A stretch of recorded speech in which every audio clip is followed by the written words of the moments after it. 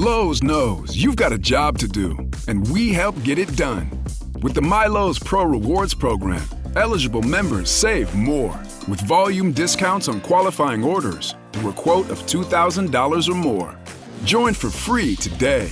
Lowe's, we help, you save. Offer can't be combined with any other discount, contract, and/or special pricing. Exclusions, more terms, and restrictions apply. Details at lowes.com/terms. Subject to change.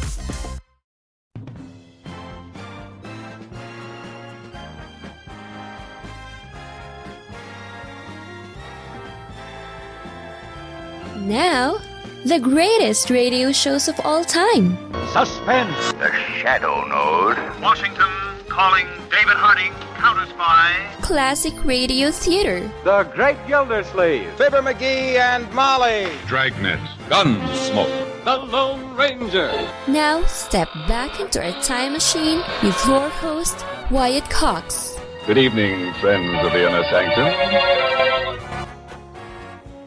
Drama on this Wednesday with radio's outstanding theater of thrills, Suspense, and the Steel River Prison Break starring Jeff Chandler from 1951, Mr. President from 1950, The Whistler from 1945, Romance from 1955, and Lum and Abner from 1942. That's all straight ahead on this Wednesday. This is the third day of September, 245th day of the year, 120 days remaining in 2025.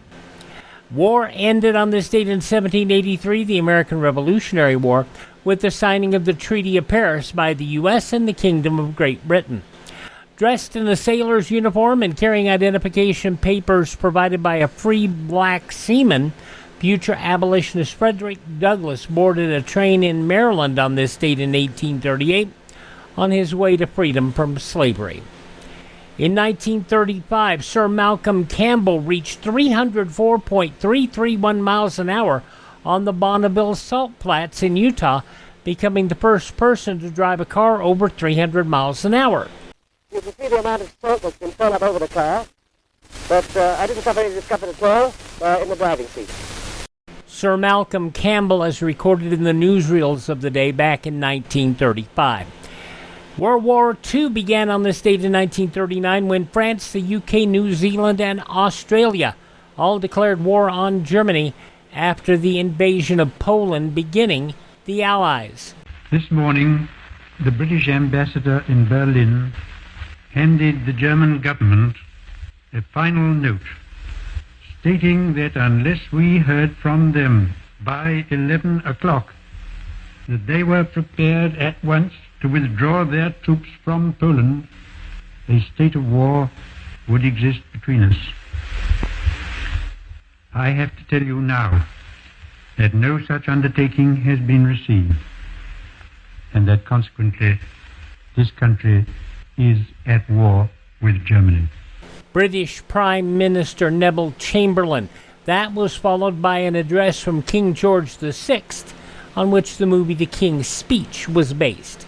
If one and all we keep resolutely faithful to it, ready for whatever service or sacrifice it may demand,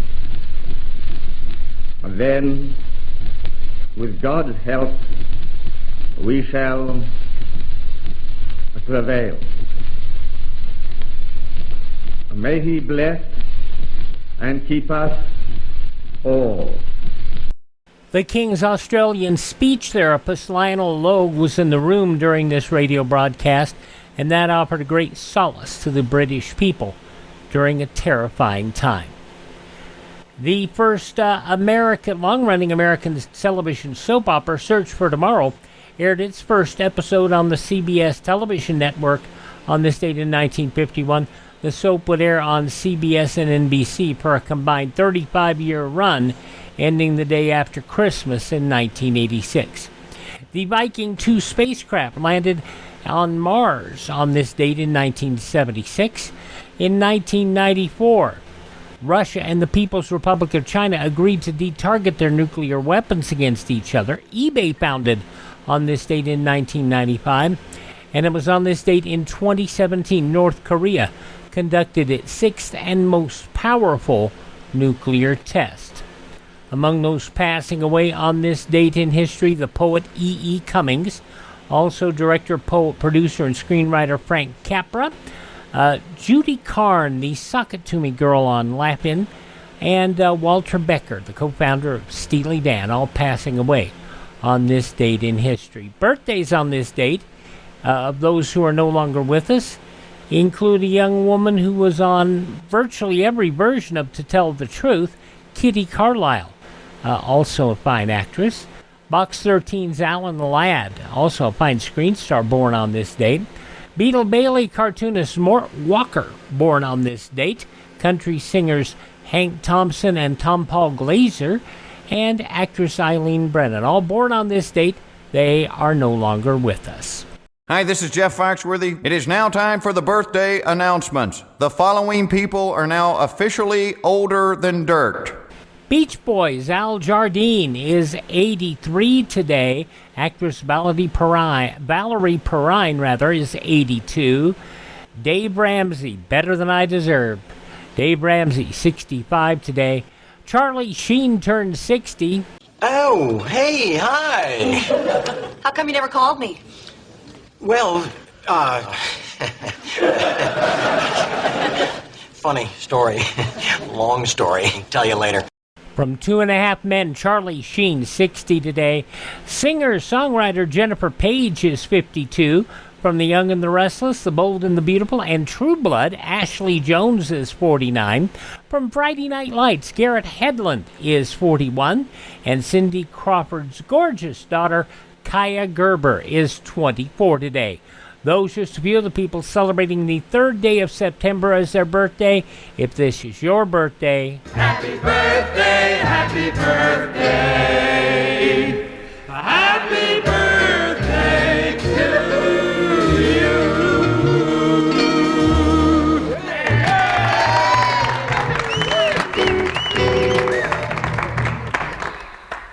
And we'll start off this Wednesday edition of Classic Radio Theater with Wyatt Cox with an episode of Suspense, a prison escape during a Pittsburgh flood. That's coming up next.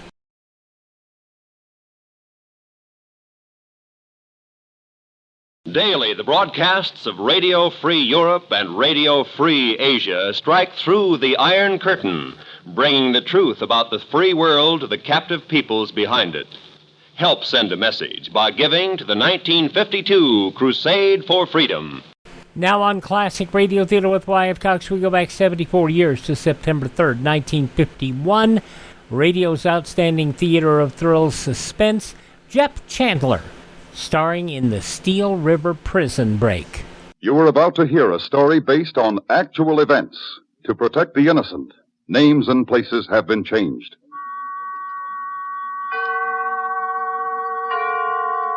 Autolite and its 96,000 dealers bring you Mr. Jeff Chandler in a story taken from life. Tonight's presentation of Suspense.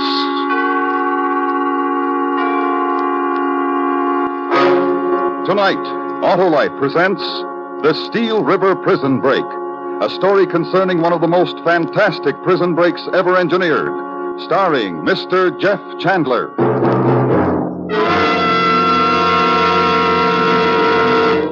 Hello, Harlow. Well, starch my sombrero if it's not Sheriff Sam. I brung in a rustler, Harlow. Cattle rustler? Nope, a gas rustler. My car. It uses gas something awful and bucks like a bronco. Well, sounds like spark plug trouble, Sheriff.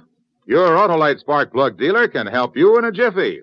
He has the exclusive plug check indicator that shows the exact condition of those spark plugs and whether they're right for your type of driving. Maybe they just need cleaning or adjusting, Harlow. Well, your Autolite spark plug dealer has the special equipment to give you the best job money can buy, Sheriff. Yeah, but supposing them critters are dead.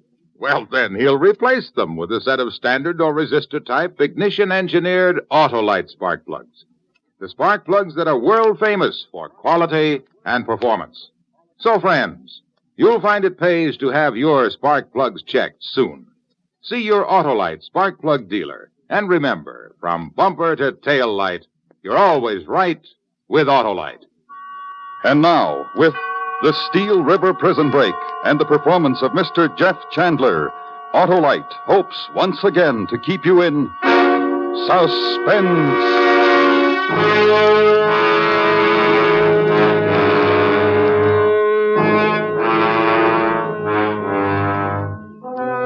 It was set for Friday.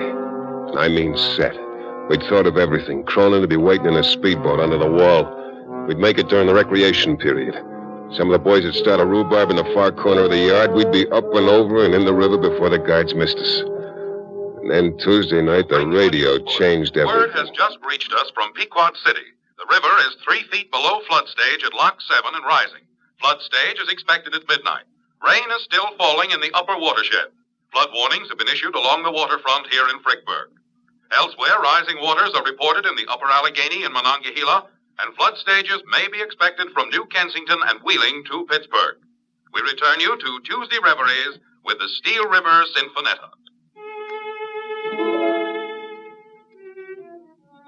That does it. What's that? The flood. Moish, you hear that on the radio? Yeah, I heard it. So it's raining outside. Yeah, it's raining up the river and it's raining in the mountains. And we're mighty lucky to be nice and warm in a comfy little old prison cell. We gotta move up the timetable. What? What are you talking about? We walk out of here tomorrow night, Thursday morning latest. Well, how come? Cronin won't be here for us till Friday afternoon. What are you trying to do? Louse up the detail? Now, listen, the river will hit flood stage at Lock 7 at midnight tonight. So what? So Lock 7 is 80 miles upstream. Right below it, the Lucinda River runs into the Steel. That means that Lock 8 at Renton will probably give way by tomorrow morning. Between Lock 8 and Frickburg, a half dozen little rivers pour into the Steel. By midnight tomorrow night, the prison will be an island surrounded by the biggest flood since 1886. Very interesting. I don't know much about these things. We don't ever get much water on the Rio Grande. Well, I know. I was born and raised a half a mile from here. I know floods. I was raised on them. Flooded out twice a year when I was a kid, every fall and every spring. By tomorrow night, this cell block will be a swimming pool. Well, that'll be a change. Tomorrow night we go. What about Cronin? Cronin ain't gonna get here in this flood. Look, Bragg, I don't think we ought to risk it. There ain't any risk. You don't know how it is when there's a flood. People go crazy. We get out of here, we act like any other characters trying to get to high ground. Only we head for my house. We get a change of clothes and we're on our way. We'll be at Cronin's joint in Youngstown before he ever gets started. I don't know, Bragg. If you're going with me, you're going, I say so, and I say tomorrow. But, Bragg. What, Rudd? I can't swim.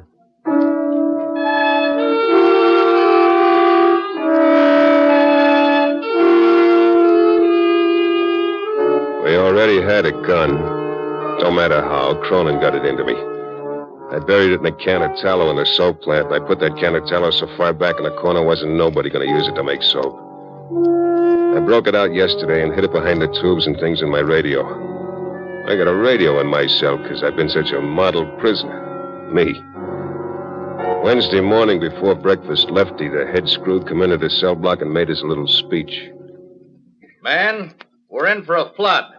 Looks like it's going to be serious. Water's only a foot below the top of the downtown flood walls right now. Ain't that too bad? The Frickburg Disaster Committee's asked every able-bodied man to get down there and help sandbag those walls. I'm a stranger in town myself. That's for citizens and taxpayers. All right, how many of you want to volunteer for the job? I'll go. All right. We'll take off after breakfast. But remember, this ain't no picnic. Don't try no funny stuff, because I'll be right there with you, me and the rest of my boys. Oh, you don't want to stand out there in the rain all day. Okay.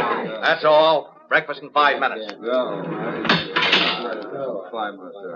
Up goes the timetable again. What? Don't have to wait for the night. We make it this morning. What are you doing with that radio? What do you think? Give me the tape. Tape? The tape. That phony boil you bandaged the other day. Oh, yeah. Ow, that hurts. Oh, you don't take it off that way. You do it this way. Take it easy. Shut up. Will. What? That hurt me, Bragg. I tape this automatic on the inside of my leg. Yeah, we're on our way. Yeah, Bragg? You all set, Mush? Set. When we get down the river, we keep close together. Watch me. Sure, Bragg. Whatever you say.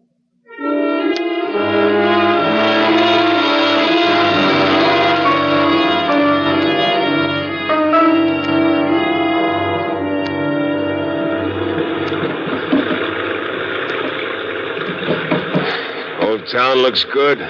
What's so good about it? All those crummy houses all painted the same crummy color. They was once painted different colors. And how come they're all the same color?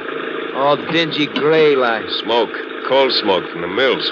Oh, I get it. Like down home. Houses are all a crummy yellow from the crummy dust. See down the street? Third house on the left? Yeah. What about it? That's where we'll be tonight. That your joint? Yeah, home sweet home. Ma still lives there. Yeah, but ain't they liable to look for us, huh? They do, Ma. I'll take care of them. She got no use for cops. Ever since my old man got slapped around in the Battle of the Barges up at Homestead. Oh. What's the matter? The gun's beginning to pinch. You can stand a few more minutes, can't you? You kidding? Hey, look at that. That old red brick building? What about it? The Candler School. That's where I went. You graduate, Brad? No, I transferred to Pine Hill, graduated there. Pine Hill? What's that? State Reformatory. Hey, what are they slowing down for? Yeah, we ain't nowhere near the river. It turned into a gravel yard, looks like.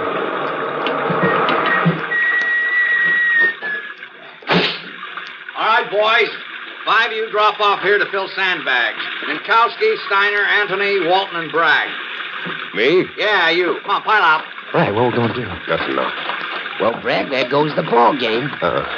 Only one inning.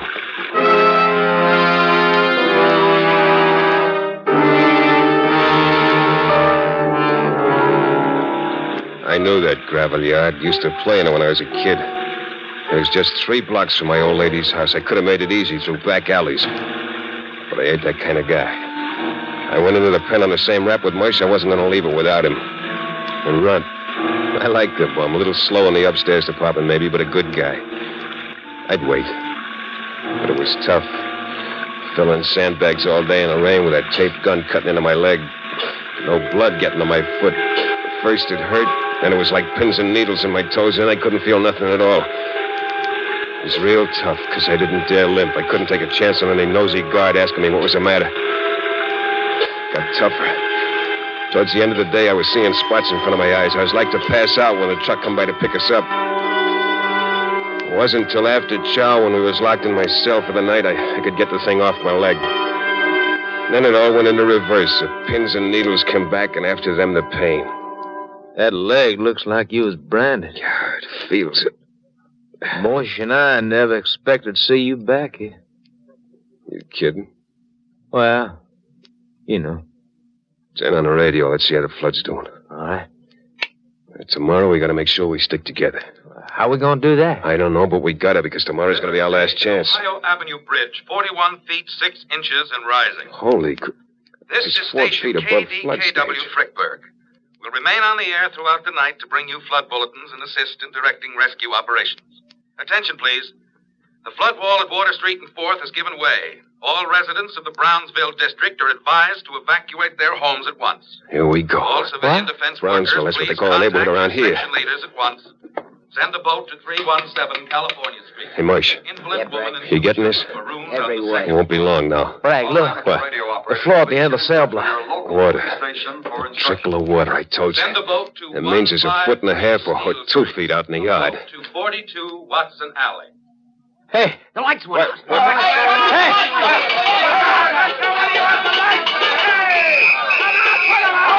All right, pipe down. Let's have a little quiet in here. Turn on! The lights. Now listen to me. There ain't any lights. Dynamo's flooded out. We're going to move you men. There'll be 6 foot of water in this cell block by morning. Oh, where are you going to move We're moving you out. Where are you taking us, Lefty? We're moving you to the Conestoga County Jail. It's on high ground. You'll be safe there till the water drops. You'll be in the drunk tank on the 4th floor. I object. All right. Now let's make it snappy. The water's rising 2 feet an hour. I'm going to open the doors. Form in line and follow me. No funny business. All set, Runt? Yeah. Moish? Set. Hey, you forgot. No, I didn't. And you gonna tape it to your leg? Not this time. It goes into my belt. Gonna need it in less than 3 minutes. Now stick close to me. All right, now. Line up. Let's go.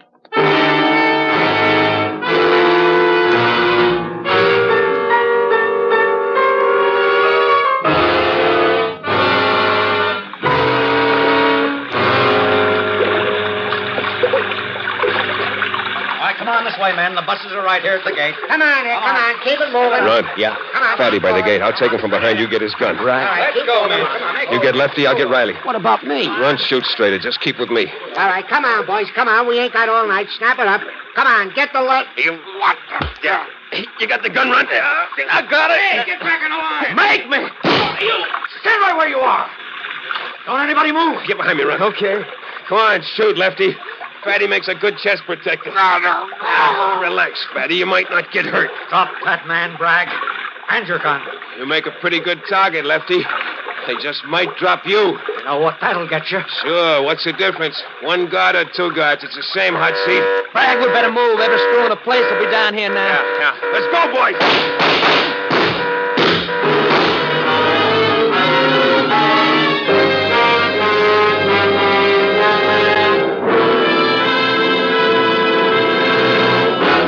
Autolite is bringing you Mr. Jeff Chandler in The Steel River Prison Break. Tonight's production in radio's outstanding theater of thrills, Suspense.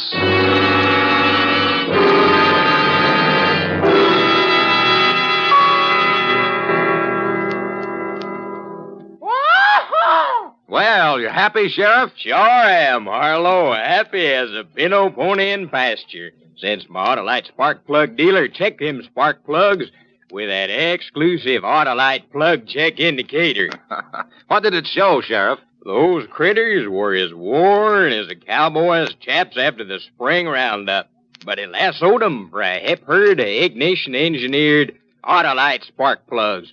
And now my car takes off like a scared coyote, runs sweet as a cowpoke's dream, uses less gas than a gopher's shadow. Well, I knew it would, Sheriff, because ignition-engineered Autolite spark plugs are designed by the same men who engineer the coil, distributor, and all the other important parts of the ignition system used as original factory equipment on many makes of our finest cars, trucks, and tractors. That's why, when you replace worn-out spark plugs with standard or resistor-type Autolite spark plugs, you can be sure of getting smoother performance, quick starts, and gas savings. So, friends, see your Autolite spark plug dealer soon, and have him compare your spark plugs with the famous plug check indicator. For his name and address, just call Western Union by number and ask for Operator 25. Oh, remember, too, you're always right with Autolite. And now, Autolite brings back to our Hollywood soundstage Mr. Jeff Chandler in Elliot Lewis's production of The Steel River Prison Break, a dramatic report well calculated to keep you in suspense.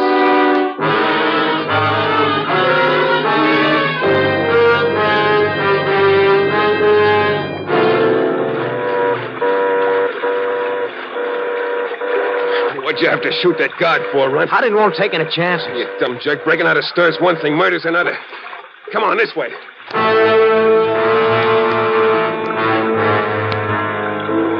We splashed up Ohio Street, and there wasn't no one following us.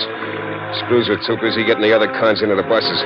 They couldn't have found us anyway, because we lost ourselves behind the swinging doors of Hurley's saloon, where I used to rush the growler for my old man.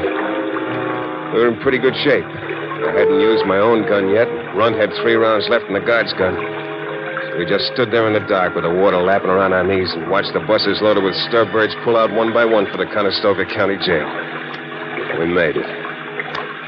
We made it. So far. What do we do now? Swim? I can't swim. We ain't gonna walk, that's for sure. Ma's house is 10 blocks closer to the river. This water's going up, not down. It stinks. Sure it stinks. Floods always stink. You ought to smell what it's like when the water drops. And we ain't gonna be here to smell it. Wait a minute. Listen. Highway is US 30. All units of National Guard use Highway 30. Where's that radio coming from? Ah, a rescue boat. All the rivermen help when there's a flood like this. Not even the radios. Maybe a rescue us, huh? Yeah, that's what I figured, Rod. Let me handle it. You two act a little tight. Hey, Mac! Over this way! Forward! Duck, he's using his flashlight. Just stay behind these swinging doors. Over here at Hurley's.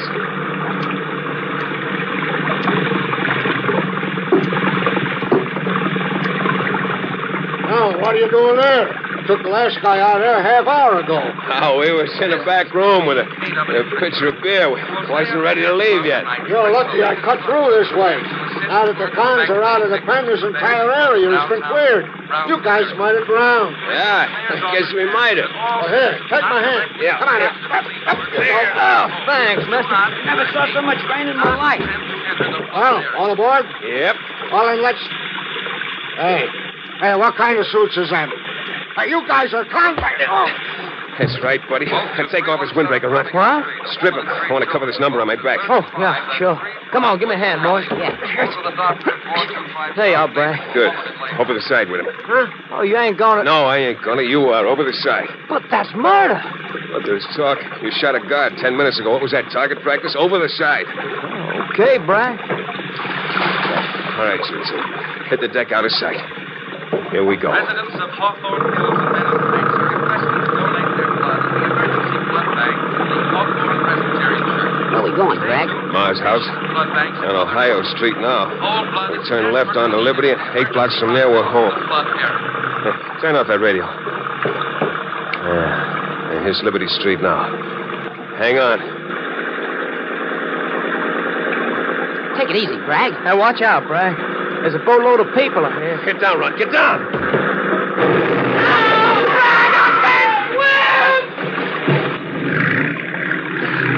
Bragg, you ran down that boat. Yeah, I know. There were women and kids in it. That's that tough luck. We gotta go back. We can't go back. Where's Runt? Huh? Run. Hey, Run, where are you? Get down, Moise. Stay out of sight. He ain't here. I must have fell out when we hit the boat. We gotta go back for him. We can't, Moise. Yeah, but he's got the gun. I got the guard's gun. I still got mine with a full clip. But Bragg, he can't swim. I know. Well, maybe the water ain't deep there. Maybe he can walk. You kidding? Look at those storefronts. There's 15 feet of water under us.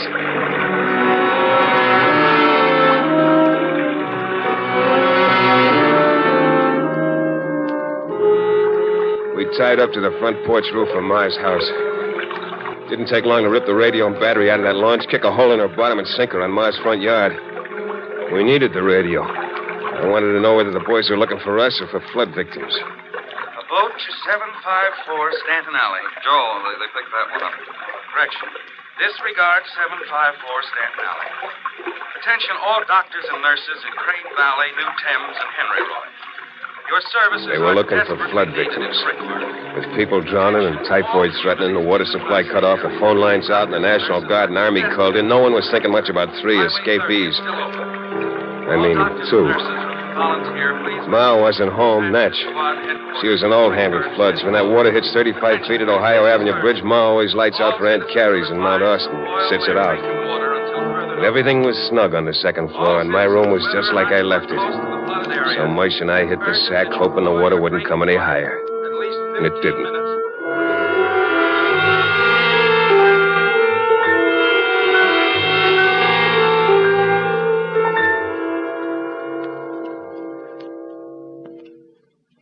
Hey, Moish. Huh? Come on, rise and shine. Wake up. Huh? Hey, what are you doing in my cell? This ain't a cell, you jerk. Huh?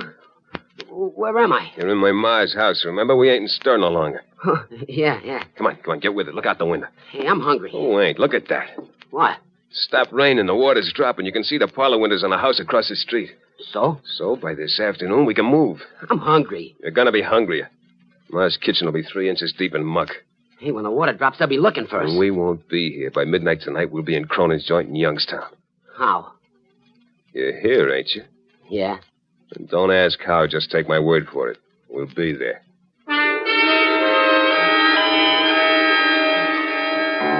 By 5 o'clock that afternoon, we were plenty hungry. And we could stand a little more of that because the water had drained out of the street. People were beginning to drift back to their homes, picking their way through the ankle-deep muck. It was time for us to move. Moish and I put on a couple of my best suits while the radio blared on and on. The Ohio Street Bridge is now 32 feet and falling. The Army engineers report that the flood crest is well past Vicksburg and is expected to reach Steubenville tonight and Cincinnati tomorrow night. Oh, sweetheart, we're in business. Steubenville and Cincinnati. The cops over in Ohio will be so busy they'll never see the all points flash. That mud's going to ruin your pretty pants. So turn up the cuffs and let's go. At the McCandless School, positive identifications include... Hey, they turned my old schoolhouse into a morgue. Gerda Brandt, Listen. Mrs. Mary... correction, that's Mrs. Margaret Bragg. Moish. What? I repeat, Margaret Bragg. River Stage... It's my ma. Ohio Street Bridge.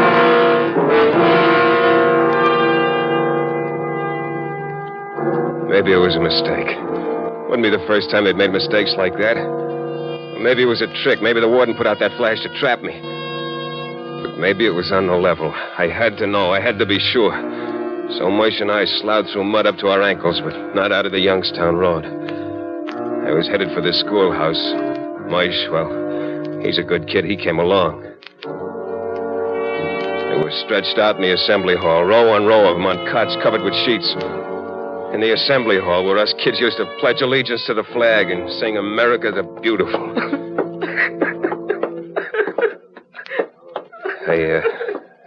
I beg pardon. Yes, may I help you? Yeah, Mrs. Margaret Bragg. I heard on the radio you had Mrs. Margaret Bragg here. Just a moment, please. I'll see if she's listed. Yes. Down that aisle to the right. 4 or 5 cots down. You'll find the name on the tag. Thanks. Bragg. Yeah? Even if they got her here, maybe it's a trap. I gotta be sure. I gotta see her. Yeah, I know. If you want to get out, get. It's okay with me. No, I'm sticking, but keep your eyes open. Yeah, sure. What's that tag say? Campanelli, Luigi. This here one's unidentified. Leroy Sarah Jean. I went to school with her father.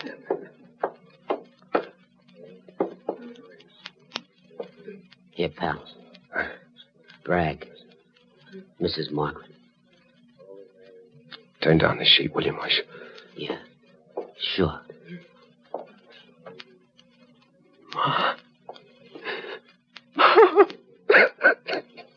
All right, Bragg, put your hands up. Bragg, it's Lefty, the head guard. Doc, down behind his cot. Come on, Bragg. Give yourself up. Let's not make any more trouble for these people. They've had enough of it. I didn't get this far to give myself up in no lousy morgue. Moish, make your way behind these cots to the door by the stage. I'll cover you. Okay.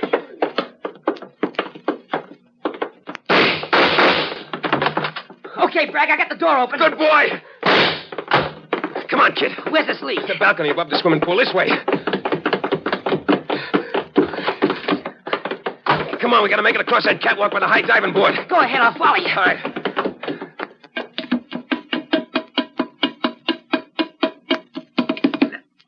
Okay, Moish, come on, we can get out through here. Right. Stand where you are, Moish. Nuts to you, Lefty.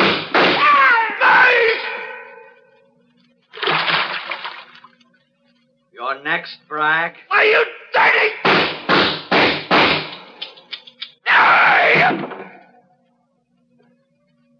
You ready to come now, Bragg? Yeah. I'm ready.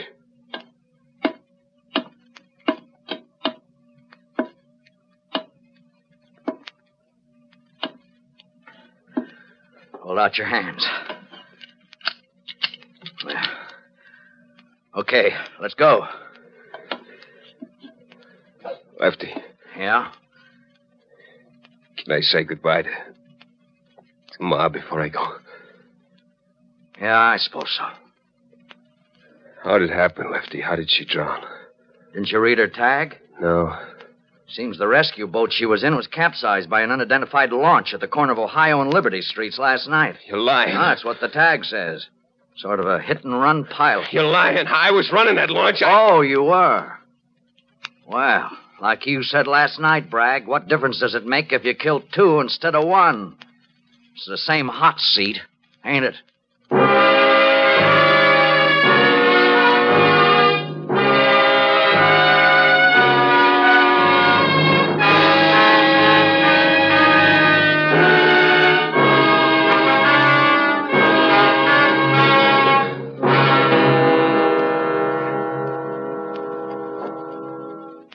Suspense. Presented by Autolite. Tonight's star, Mr. Jeff Chandler.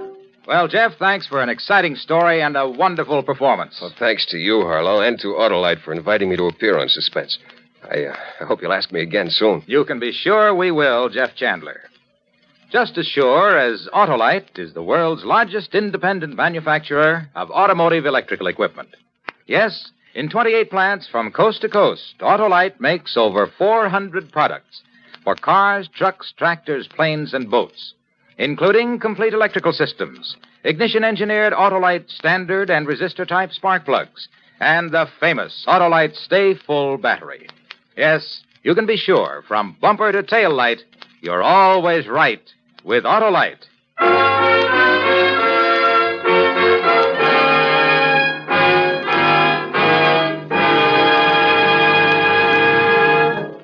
Next week on Suspense, another story based on actual events.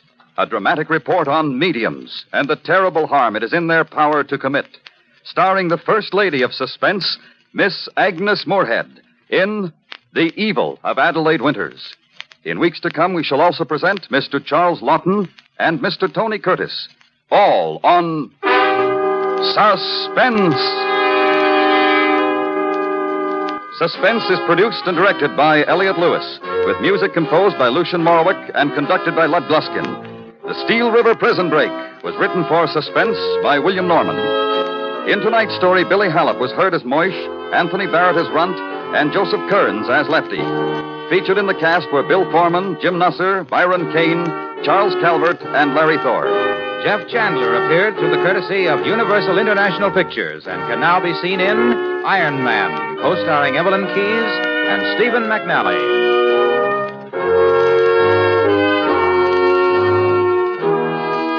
And remember, next week on Suspense, Miss Agnes Moorehead in another story based on actual events.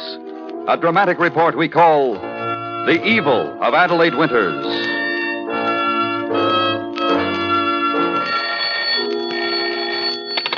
For the name of your nearest Autolite spark plug or battery dealer, or the name of your authorized Autolite service station, phone Western Union by number and ask for Operator 25. Switch to Autolite. Good night.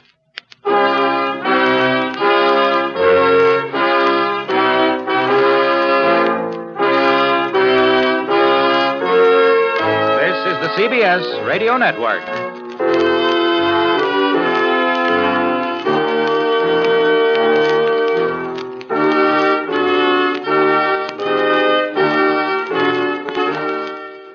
"74 years ago, September 3rd, 1951, Suspense on Classic Radio Theater with Wyatt Cox.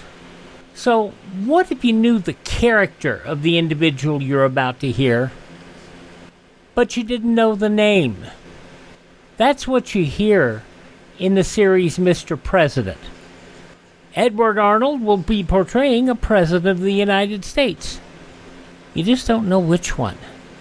We'll hear that next.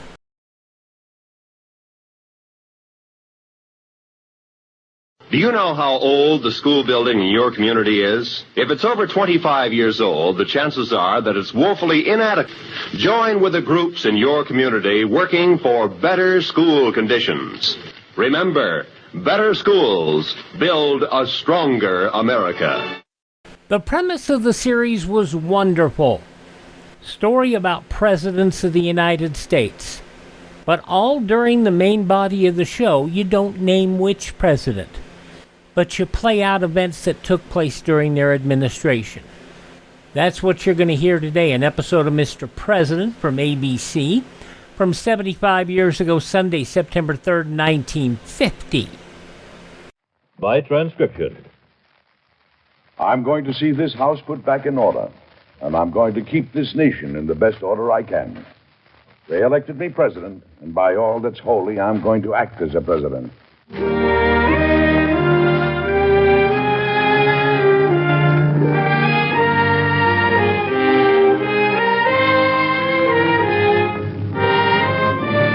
Mr. President, starring Edward Arnold, and written by Gene Holloway.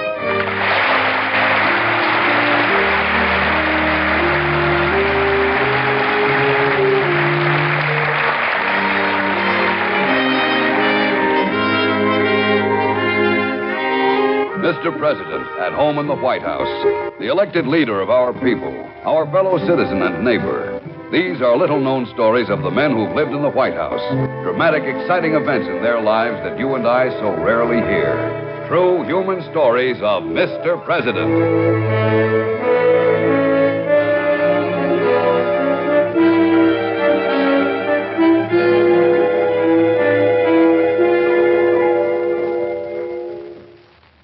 This week's Mr. President drama will begin in just a moment. But first, a word about our purpose in presenting this series. To Americans, there are no more stirring stories in the world than the stories of the lives of the men who became presidents of the United States. Their deeds are direction pointers for the American mind, sources of inspiration and courage to young and old alike. People today are more interested than ever to know the intimate, interesting, and inspiring facts about the lives of their presidents, the men who became the leaders of their country. The American Broadcasting Company takes listeners behind the White House reception rooms and ballrooms, glittering with gold braid and famous personalities, into the privacy of the breakfast room and study, where presidents are shown as individuals with human doubts, laughter, love, and faith. Mr. President is true biography. Listen now and see if you can name the president upon whom this episode is based.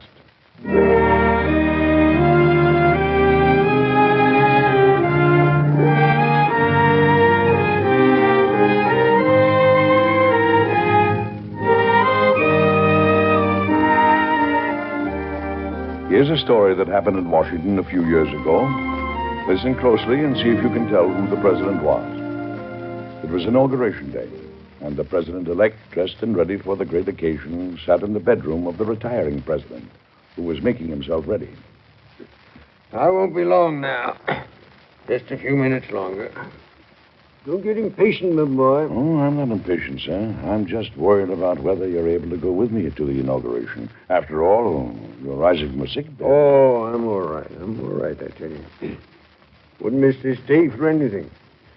Want to see their faces when you take the oath. Thought we couldn't pull it off, didn't they? Didn't believe me when I said you'd be president of the United States. I wouldn't be if it wasn't for you. You got good stuff in you. How do you feel? Stomach curdling on you? A little, I suppose. I wonder if any president will ever get up to take that oath without feeling as though he'd swallowed a whole hornet's nest. I doubt it. After all, it's the climax of a man's life. Well, it's the climax of a man's political career, but not the climax of a life. Hardly that. What would you say was the climax of your life? Well, the day my lady put her hand in mine, said, "It's you and I together now for all the days we live."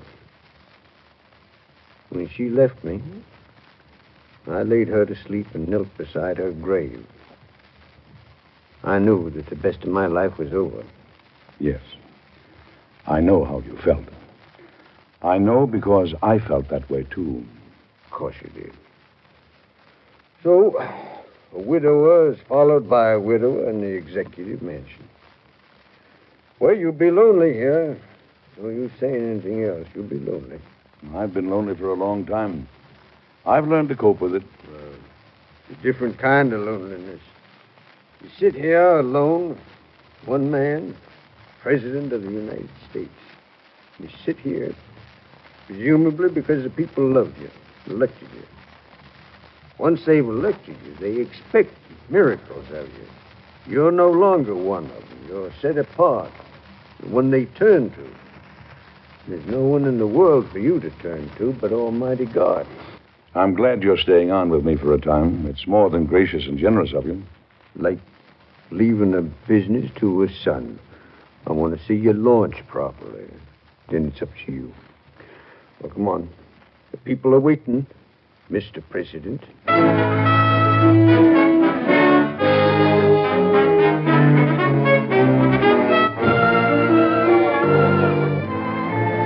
Well, it's quite a party, isn't it, Mr. President? Yes, it's quite a party, Mr. Secretary of State. And how does the title sound to you? Very good. How about yours? I can't get used to it yet. People keep addressing me and I don't answer. What's the first thing on your agenda? Well, the first thing I'm going to do is go over the executive mansion from attic to cellar. From all I've been able to see, the house is in unbelievable disrepair. Well, do you plan to live there with your sons without a presiding lady, Mr. President? Oh, no. My son Abraham is getting married very shortly. He's going to bring his bride to the executive mansion to preside for me. That's one reason I'm very anxious to see that everything is in order. You know, you're coming into office at a very interesting time, Mr. President. The river steamboats are opening up new sections of country. Railroad is expanding. The nation is growing out in all directions. Yes, an interesting time, but a troubled time. I'm afraid our banking system isn't all it should be. You know, there's trouble coming. Are you two going to stay off in the corner all night solving the affairs of the nation? Or are you going to circulate and give people a chance to shake hands with the new president? Of course we're going to circulate, Senator. We got so deep in conversation we forgot where we were. Well, come along. There's a lot of people that want to talk to you. Oh, incidentally, Senator, can you spare the time in the morning to go over the executive mansion with me? I want to see what repairs are needed. I certainly can. What time shall I come? Oh, how about 9 o'clock? 9 o'clock it is. Now, come along and enjoy your inauguration ball.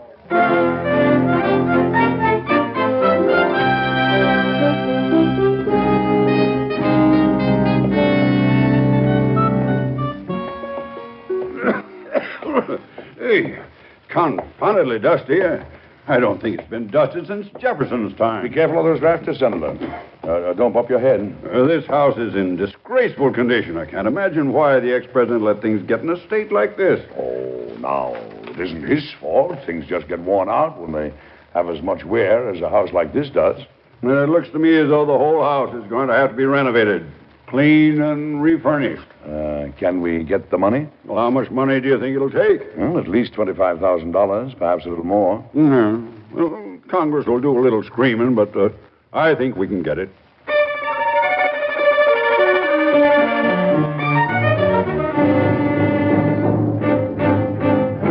I wish the House and the free citizens of this country whose servant the President is, I wish the House and the citizens to say whether, in addition to the large sum of $100,000 salary, which he's entitled to receive for a single term of 4 years, whether they are disposed to maintain for his private accommodation a royal establishment at the cost of the nation. Will they longer feel inclined to support their chief servant in a palace as splendid as that of the Caesars, and as richly adorned as the proudest Asiatic mansion?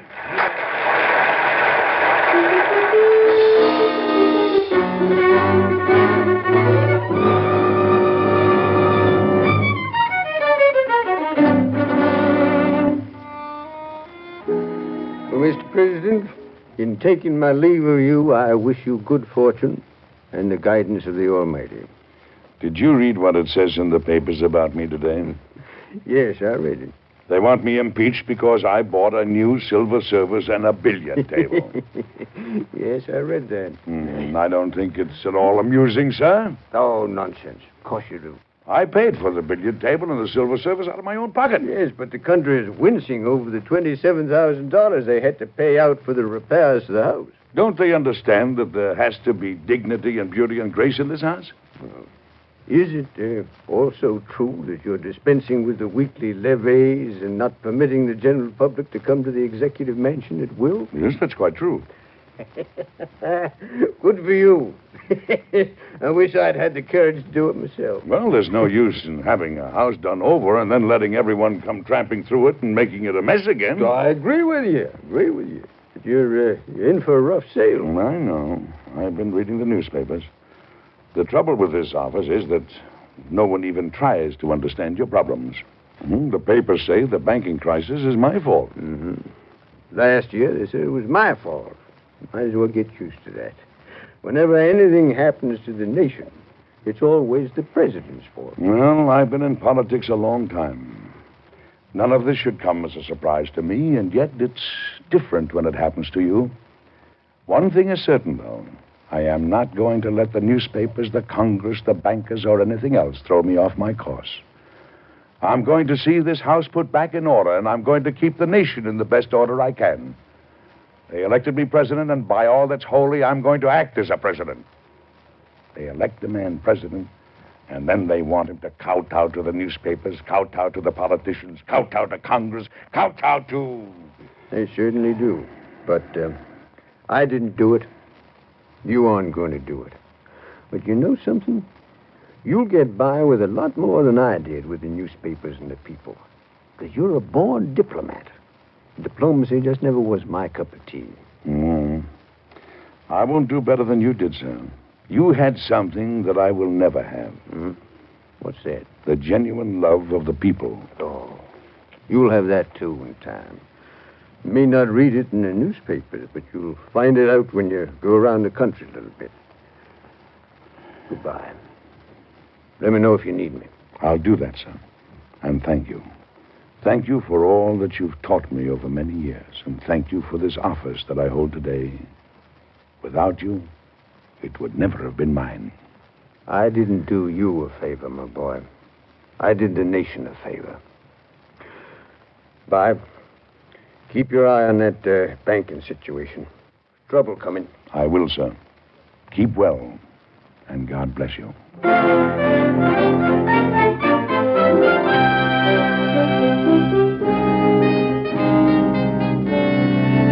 Now, Mr. President, to sum up the state of the nation, Now, Mr. Secretary, can I get you another blanket to put around you? I have 3 around me now. The wind goes right through them. I can't understand how a house can be so cold. We're practically sitting in the fireplace. I've actually burned the soles of my shoes. Well, Mr. Secretary, unfortunately, in this house that the newspapers considered too elegant for repair, there is no effective heating system. The wind blows down the corridors like it would in a mountain pass. I put screens in front of the doors every place I could in order to break the drought, but it doesn't do much good. I've had a cold ever since I took the office of Secretary of State. I don't know why you're not in your deathbed by now. Do you suppose that's why Congress won't do anything else about the house? Do you suppose this is a new form of murder? Shut the president up in the executive mansion and freeze him to death? With luck, they may kill off our entire party that way. Do you know, I had the furniture appraised in the stateroom where I'm supposed to receive the envoys of the foreign nations today. How much was it worth? $5. They overestimated it. They better look again. Well, let's get on with your report on the state of the nation. It's almost midnight. Well, the nation is the victim of speculation in public lands. Too many of the state banks are corrupt, and they've been speculating with government money. It has to end up in complete panic. There's no way now to stem the tide. Well, there must be. There has to be. Who is that at this hour? I'll go. Oh, confound it. I'm so bundled up I can't get out of this chair. You stay there in your swaddling clothes, and I'll see to the door. Good evening, Mr. President. Jim, come in, won't you? It's the Secretary of the Treasury, Charles. If a few more of you drop in, we'll have a complete cabinet meeting. We're going to need one, Mr. President. Word just came. One of the New York banks failed yesterday, and I'm told that at a meeting that would have taken place today, all the New York banks were going to agree among themselves to suspend all payment in specie. No. Has it happened, Jim? Yes. There's complete panic in New York.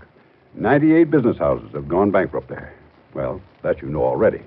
But land that sold 7 months ago for $480 a lot can now be bought for $50. Sounds like the beginning of the end. No, it isn't the end or the beginning of the end. We're not going to submerge and drown in a panic. This nation has weathered crises before, and we're going to weather this one. The people are saying, why doesn't the president do something? Well, the president is going to do something, Jim. Don't you worry. The president is going to do something.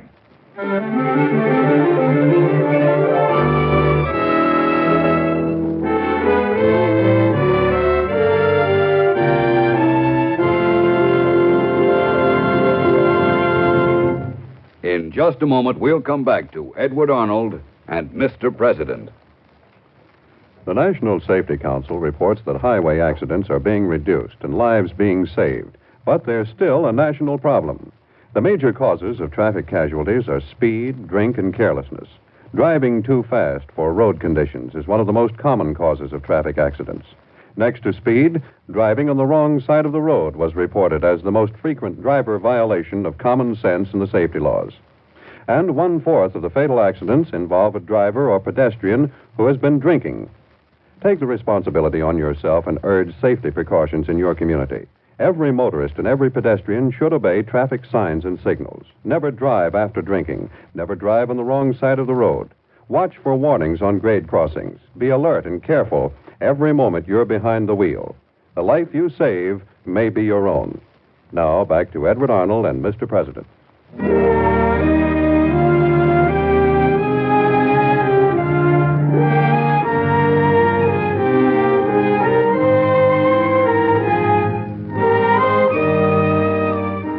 Well, have you guessed who the president was when all this happened? It really did happen in Washington just a few years ago. With the closing of the banks in New York, panic swept the land. Businesses were failing, and a storm of accusations and abuse were directed against the administration. The times were dangerous, and no man in all the land knew it better than the quiet, worried man who sat in the executive mansion. And in the midst of it all, his son brought home the bride, who was to be the presiding lady of the land. Mr. President, I can't tell you how proud and how honored I feel to be invited here by you. Angelica, I feel that my son is a lucky man to have won you, and I am most fortunate indeed to have you for a daughter. Thank you. Isn't she beautiful, Father? Turn around, Angelica. Let him get a good look at you. Abe. My dear, when a man has acquired a treasure, it is natural to want to display it. Your rooms are ready and waiting for you. I've done my best to make them comfortable. I hope you enjoy them. Yes, we read in the papers about what you were doing to the house. I'm afraid I wasn't able to do half that was necessary. Are things really as bad as the papers are saying, Father? They're pretty bad. What are you doing about them? You read the papers, don't you, son? The papers say you aren't doing anything. They're quite correct. I don't understand you, Father. Son, a lot of people are trying to do a lot of political maneuvering right now, and I don't intend to be taken in by it. Sometimes the best action is no action at all. But you can't just sit and let things fall apart all around you. My boy, I didn't say I had no plans. I simply said that sometimes the best action is no action at all. I have plans, all right, very definite plans. As a matter of fact, the Secretary of the Treasury and the Secretary of State will be here to talk about them within the hour.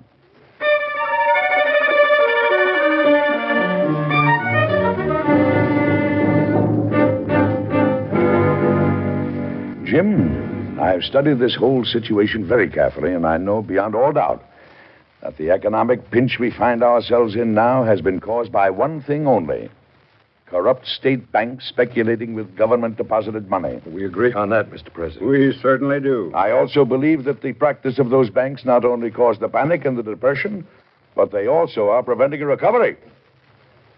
Now, what I want to propose is an act that I have named the Sub-Treasury Act. I want to establish the Treasury Department as a national bank. And in that bank, the government bullion will be kept. And all payments to and from the government will be through that bank. That certainly should provide stabilization. It certainly should. As Secretary of the Treasury, I certainly am in favor of that. I am too, Mr. President. But it won't be easy to get a bill like that passed, and what's more, Congress isn't in session. I'm going to call an extra session of Congress. We've got to get this system in operation.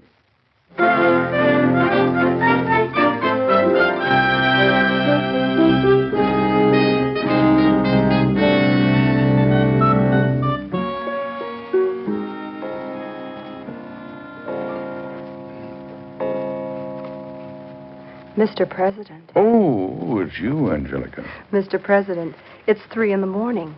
Aren't you going to get any sleep? Well, I'll try to. No, I've been sitting here thinking of all those people out there beyond my windows. And I've been cold to the very marrow of my bones. I know now what the ex-president meant when he spoke of the aloneness and the coldness. Here you are. One man. And the people are frightened and hungry and lost. They want help. And where are you going to get it for them? What can one man do alone when all men doubt him? What did the former president say? He said the only person that could help was Almighty God. Then put your faith in God, Mr. President, and do the best you can. It's all that anyone can do. If Congress will pass the Sub-Treasury Act, then there's hope again. If they won't, I can't even bear to think of what might follow. Angelica, do you know what I'm going to do? I'm going to take the former president's advice and your advice. I'm going to my room and pray to Almighty God for help. That act must pass. dear God in heaven, it must pass.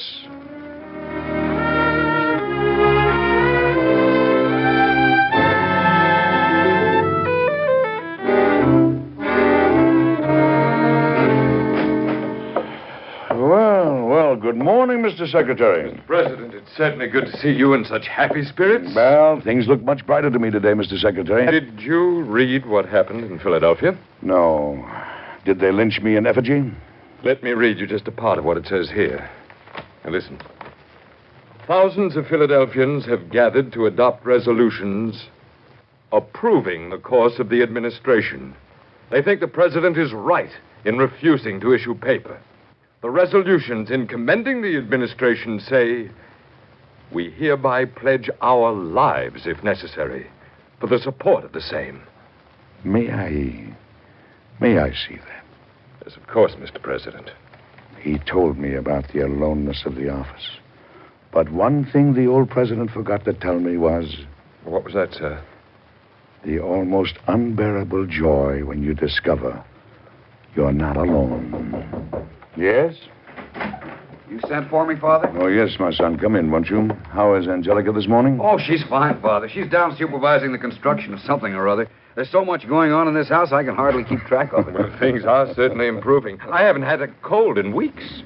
And not all the people look with disfavor on the improvements in the executive mansion, Mr. President. Well, truly, it seems to me this morning my cup runneth over.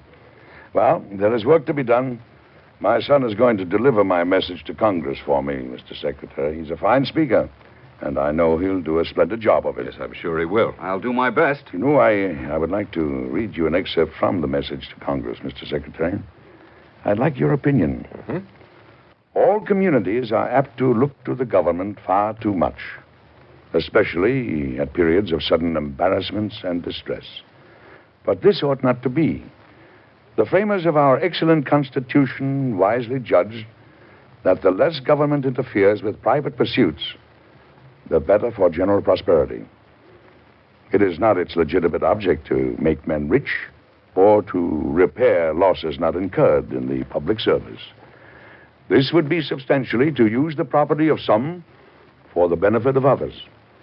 But its real duty, that duty, the performance of which makes a good government the most precious of human blessings, is to enact and enforce a system of general laws commensurate with, but not exceeding, the objects of its establishment, and to leave every citizen and every interest to reap under its benign protection the rewards of virtue, industry, and prudence.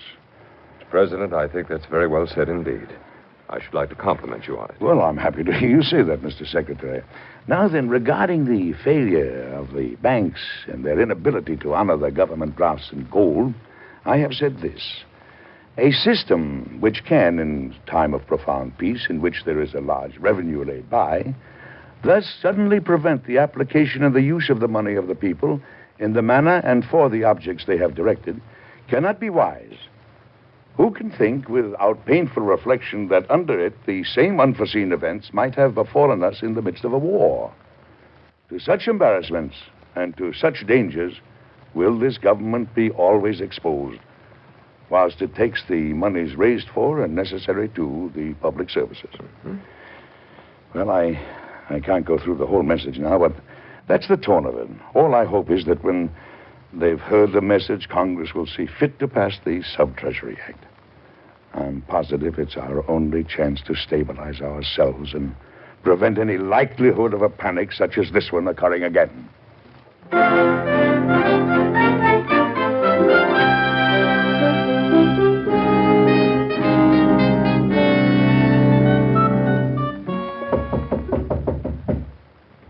Shall I go, Mr. President? No, I'm close, Angelica. I'll get it.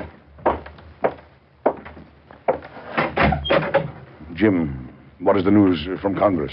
The sub-treasury bill has been lost in the House by a vote of 120 to 106. Oh, I'm sorry to hear that. The Congress, however, has passed two of the recommendations you made in that bill. Then we have a ledge to fight from. And now I'm going into action, Jim. I'll stump the nation if necessary. This isn't the victory I'd hoped for, but it is something of a victory, and from this small victory, I shall try to win a complete victory.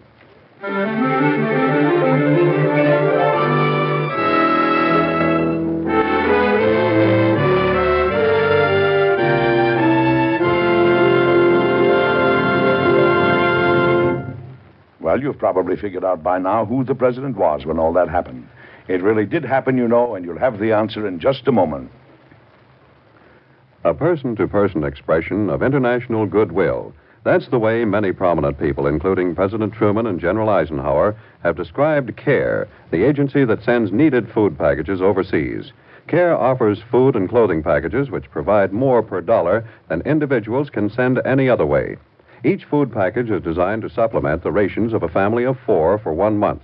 Orders placed in the United States are air-mailed to designated countries, and deliveries are made from local CARE warehouses.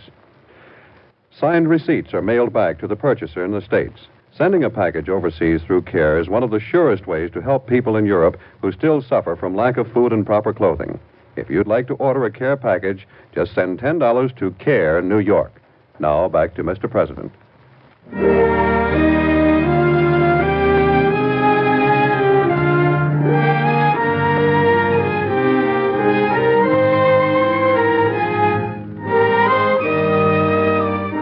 Mr. President, it's good to see you after your long trip. Well, it's good to see you, Mr. Secretary. I don't know how much good I actually accomplished with my trip, but I do know I made the people better acquainted with the problems of the nation and the problems of the Treasury. I think you've accomplished a good deal. The country's recovering from the panic. Some of the newspapers have stopped attacking everything you do in the executive mansion. Many of them have even fallen in line with your financial policies. I think you've made great progress. I hope so. I sincerely hope so. And whatever happens to the Sub-Treasury Act, I'm sure that in time a great many of the reforms you've fought for will be put into effect. And history will realize that one of the men who put up a brave fight against almost overwhelming odds for a stable currency was the man his own generation called the Little Magician, President Maddon Van Buren.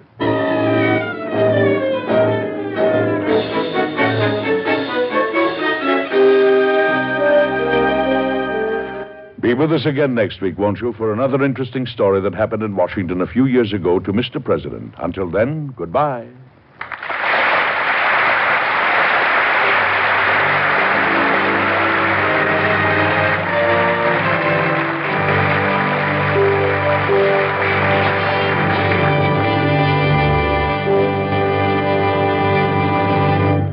This program is produced and directed by Joe Graham. Edward Arnold can currently be seen in the MGM picture Annie, Get Your Gun. Heard with Mr. Arnold in today's cast were Carl Swenson, Arnold Moss, Bill Adams, Helen Warno, and your narrator, Jackson Beck. Mr. President was created by Robert G. Jennings and written by Gene Holloway. Today's story was based on incidents in the life of President Maddon Van Buren.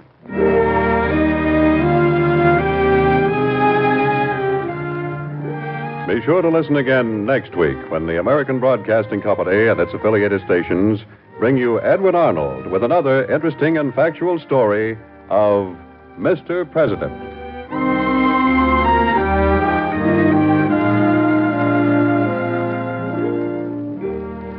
The preceding program was transcribed. This is ABC, the American Broadcasting Company. People who knew their history could figure this stuff out. If you didn't, you just kind of went along. But it was a good show. Edward Arnold, Mr. President, 75 years ago, from September 3rd, 1950, here on Classic Radio Theater with Wyatt Cox. Coming up tomorrow on Thursday's episode, we will have Mystery in the Air, starring Peter Lorre, The Mask of Medusa, from 1947. Robert Cummings in A Surprise for the Professor, an episode of the Poor Star Playhouse from 1949. Orson Welles and Margot Stevenson in the 1938 edition of The Shadow, The Black Buddha. And in case you're wondering why Welles is starring, but Agnes Moorehead is not playing Margot Lane, the summer series was not recorded with Agnes Moorehead. Inner Sanctum Mysteries also tomorrow with Wendy Berry in The Murder Prophets. On Friday's program, we'll have a little lighter tone to everything, as we will have an episode of the Chase and Sanborn Hour, including Ida Lupino as the guest. We'll also have the Aldrich Family, Ezra Stone and Jackie Kelk from 1940, The Generous Gentleman, and Willard Waterman in an episode of The Great Gildersleeve from 1951, where Leroy buys a car. We'll get into Westerns on Saturday, how appropriate, with The Adventures of Red Ryder, Have Gun Will Travel, Gunsmoke, and we'll top it all off with an episode of Tarzan, Lord of the Jungle from 1951, Lamont Johnson as Tarzan. Comedies again on Sunday with George Burns and Gracie Allen from 1943. The CBS Radio Workshop production of The Hither and Thither of Danny Dither from 1956. The Great Gildersleeve from 1941. Harold Perry in The Cake, and Jack Parr from 1947. Monday, we'll have drama with Counter Spy, The Mysterious Traveler, Suspense, and Wanted. Tuesdays, more comedy with The Adventures of Ozzie and Harriet, Milton Berle, The Rudy Valley Dream Show, and My Favorite Husband. And then on Wednesday, 1 week from today, we will have drama again with another episode of Mr. President, but also Boston Blackie, Dragnet, and The Adventures of Philip Marlowe. That's all coming up straight ahead here on Classic Radio in the next week. Keep it right here, as we will continue in a moment with an episode of The Whistler.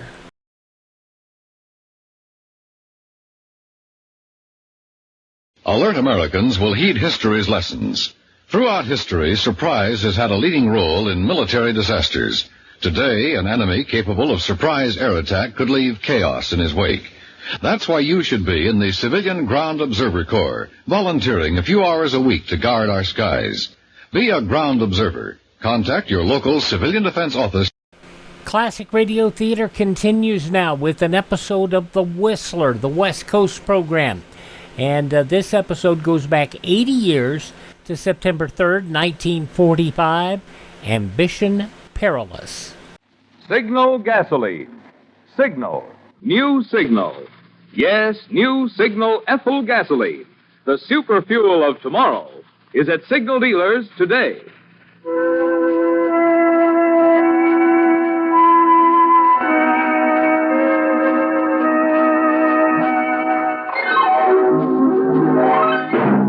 The Signal Oil Company and your neighborhood Signal dealer bring you another curious story by The Whistler.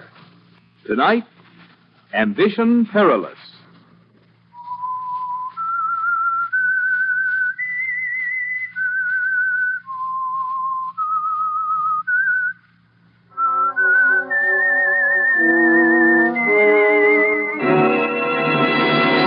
I am the Whistler, and I know many things, for I walk by night.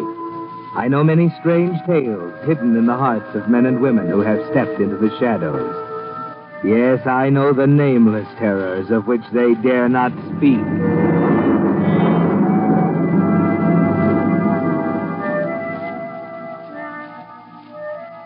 Ambition is a very powerful stimulant, a powerful urge driving men upward toward better things.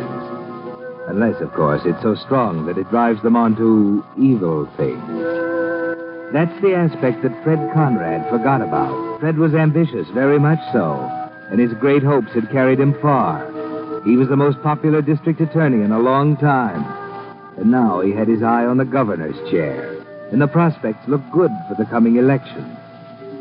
But they'd look even better, explained Art Moran, his campaign manager, if Fred agreed to Moran's great new idea. I tell you, it was a brainstorm, Fred, and it'll be a political masterstroke. The voters will eat it up. Fred Conrad, the great humanitarian, the champion of the underdog. Why, they'll vote for you in droves. It'll be a Now, cinch. wait a minute. Stop rhapsodizing and tell me what it is. Look, it came to me as I was going to bed last night. I just heard the news that the governor had issued a pardon for Max Fenton. Yes, so what? So what, he says. Remember Max Fenton, the guy who was sentenced to life for a sensational love killing 10 years ago? Of course I remember him. I convicted him. That's the point. That's just the point. Don't you see? It's great. Convicting Max Fenton was your first big triumph as a punk assistant DA, right? Right. Now, the governor, your political opponent, pardons him. So, what do? Issue a blast against the pardon? No. You give Fenton a job. A job? That's right. You meet him, shake hands with him, welcome him back into society, and give him a job. A helping hand. Get it? You take him under your wing. Oh, it'll be terrific. Wait a minute. That would mean I'd be siding with the governor, approving his pardon. Not necessarily. You don't have to prove fully. I got your statement all worked out. Besides, sometimes it pays to jump the fence a little. Yes, but suppose Fenton doesn't go straight. Supposing it doesn't work. That's the beauty of it. Let the governor worry about that. It's his baby. He issued the pardon. Oh, well... Now, don't you worry about a thing. I've worked everything out. Talked to the parole board this morning. Got the arrangements all made. Here's the statement. You look at it while I phone Not yet now. Wait till I read it. Okay. While I cannot agree with Governor Dawes on the wisdom of pardoning Max Fenton, a convicted murderer, the decision has been made, and I, as a good citizen, will abide by it. Furthermore, I believe it my duty to give whatever assistance I am able to Fenton in his readjustment to the society to which he has paid his debt.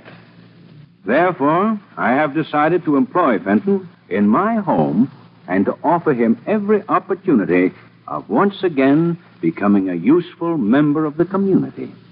How do you like it? Not bad.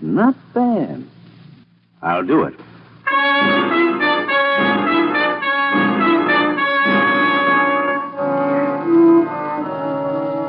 Well, that's very decent of you, isn't it, Fred Conrad? That is, it would be if you were doing it for a sincere motive, but you aren't. No, it's only your selfish interest you have at heart. Even when you meet Fenton at the gates and shake hands with him and he thanks you with tears in his eyes, even then it's the newspaper photographer you're watching. And you're thinking about the stories that will appear. Noble Decision, the human side of Fred Conrad, District Attorney, editorials lauding you to the skies. You're thinking of Governor Dawes up at the State House, who's wondering what's behind it, getting nervous about your new political popularity. It all comes true, of course. The newspaper is the governor. But publicity can attract attention lots of places, Fred Conrad, places you'd forgotten about. For instance, at the bar of the Club Saint Moritz. Hiya, Millie. What'll it be? Make it the same, Barney, but double. Double? Coming up, bourbon straight. Thanks. Something bothering you, Millie? Why? Why do you ask that? Just curious. You never ordered the double before. Oh. Yeah. Something's bothering me. Now, that ain't right. A good-looking doll like you. A swell singer. You knocked him with that last number. That guy down at the end of the bar there, for instance. He sat there with his mouth hanging open like he hadn't seen a good-looking woman in years. Yes? He's not bad himself. If you like the type. Anyway, he likes yours. He sure been staring at you. Know who he is? No, you want us to find out? You know better than that. The boss blows his top if I got guys hanging around here. Okay. Fill it up again, Barney. You mean another double? That's right. Yeah. You really are stewing. You want to tell old Barney about it? It might help. It might. Barney, did you ever hate a person so bad that all you wanted to do was hurt them? Somehow, anyway, hurt them? Well, now, I don't know. Well, I have. That eats you up inside. But you don't do anything. You keep it all inside of you. And one day, this person does something. And he's a big hero, talk of the town, great guy. Maybe he'll get elected to something. You wouldn't mean Conrad. I'm not saying who I mean. But he's no hero, and I can prove it. He's a heel. Suddenly, all this you got inside you has to bust loose. You feel like you gotta get it out, get your revenge, or else. What are you going to do, Millie? I'm not sure yet, Barney. But I got a feeling that a certain hero in this town is going to be sorry I'm alive before very long.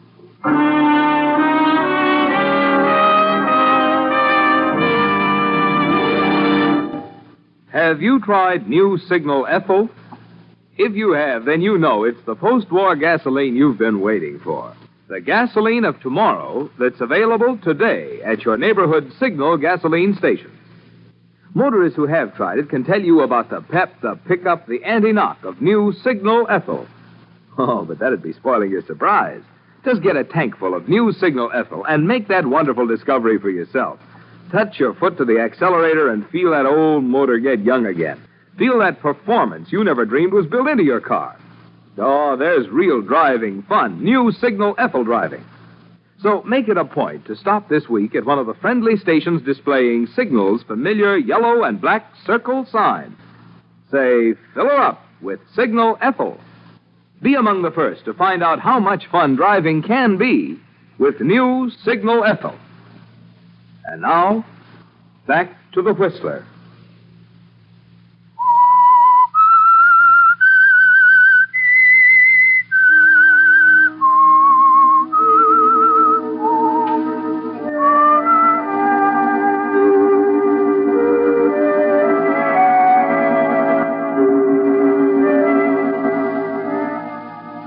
Frederick Conrad, public benefactor, great humanitarian. Too bad that opinion isn't shared by everyone. Of course, one person couldn't keep you out of the governor's chair. Or could she? Better get a grip on yourself, Fred Conrad, while you sit at your desk talking to Mrs. Christie, your housekeeper, as she cleans the room. Yes, sir. It's as certain as I'm here in this room, you'll be in the governor's mansion in 2 months. Well, thank you, Mrs. Christie, but, well, we'll take things as they come, eh? And believe me, those who've helped me, stood by me through the lean years, won't be forgotten. The little people who've served so faithfully, like you, Mrs. Christie. Oh, if that isn't just like you, Mr. Conrad. Always thinking of others before yourself. Land sakes, you're always doing someone a good turn. All those prodigies, for instance, like Mr. Simpson. Protégés, Mrs. Christie. Oh, yes, of course. Well, that's just my little hobby. You might call me a speculator. I invest in people, and the dividends are well worth it. Probably one of your investments to make another touch. Are you in? Yes. And before you open the door, get rid of that dust mop, will you, please? Yes, sir. I'd like to see Mr. Conrad, please. Just a minute, now I'll ask if he'll see you. Mr. Conrad, it's a young lady. Never mind announcing me. He'll see me all right. Well, I never. Hello, Mr. Conrad. Remember me? Millie. It's Millie, all right. And I'm no ghost. Mind if I sit down? Oh, no, please do. Good Lord. This isn't possible. All right, put your eyes back in.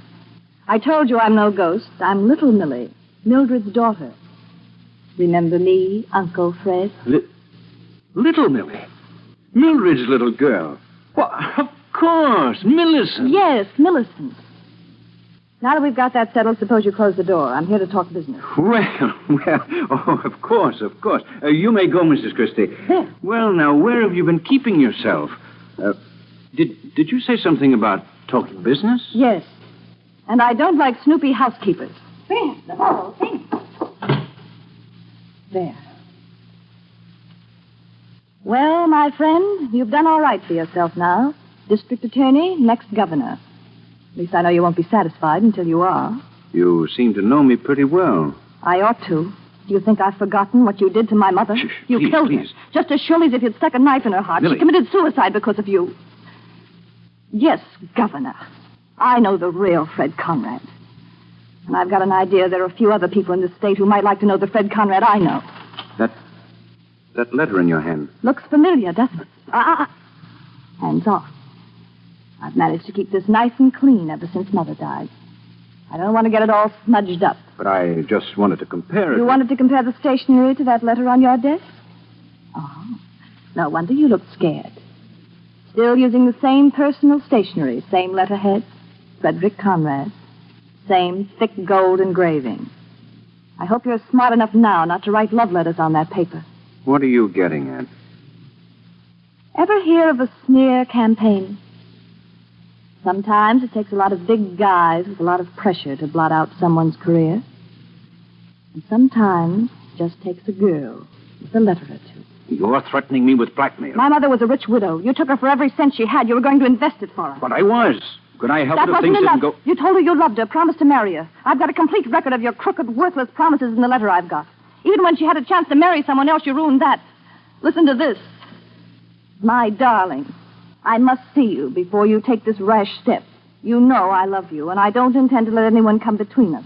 Please... Stop! I don't want to hear any more.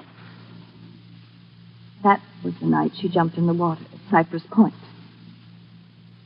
Nobody ever knew you were there that night.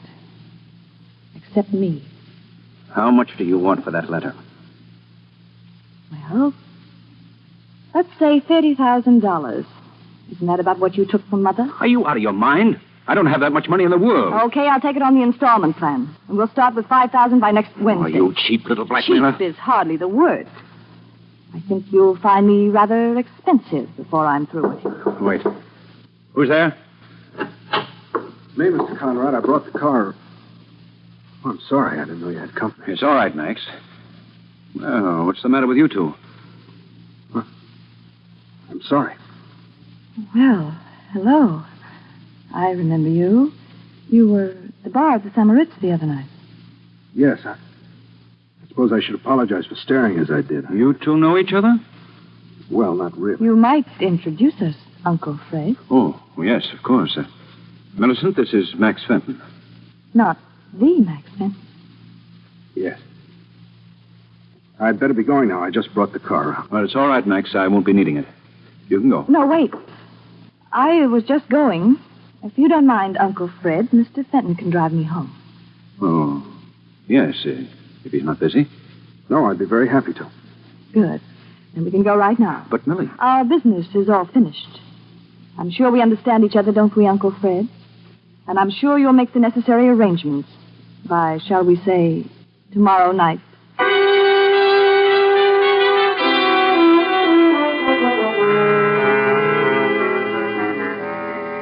Well, Fred Conrad, the road to the governor's chair looks a little harder than it did a few minutes ago, doesn't it? It's going to be a little more costly than you figured. You've got the first $5,000 and you pay it. But then in 2 weeks, Millie wants another installment, another $5,000. This time you need help, and you get it. From Moran, your campaign manager. But the campaign fund won't stand too much, Fred. Moran has to account for that money. And he says as much the next time, when you're trying to raise the third installment, another $5,000. No. Now, look, Fred. I can't do it. $5,000 don't grow around on trees. And they're getting plenty strict about campaign expenses. How am I going to account for it? I don't care how you account for it, but I've got to have it. It's important, plenty important. You still don't want to tell me what it's for? No, I don't. Then I'll tell you. You're playing the sucker for a canary. Don't try to deny it. I've been checking up. This singer from the club St. Maurice. She's been coming out to your house to see you. And she's been banking big money. Put two and two together. You had no right to go snooping into my business? Your business? It's my business, too. I'm in this campaign up to my neck. And I don't intend to see you play sucker for a dame like that. Now, look, I'm not playing sucker what for do any you call dame. it? Paying big dough to the girlfriend while she makes eyes at another guy, an ex-con, your own gardener. Fenton? Yeah, Fenton. He's the apple of her eye. You mean Millie is going around with Max Fenton? Sure, behind your back. You'll be the laughingstock of this town if it ever gets out. That's why I'm telling you, Fred. There's no more money, period. You better brush that dame off fast, or I'm through. Yeah. Maybe I better hand.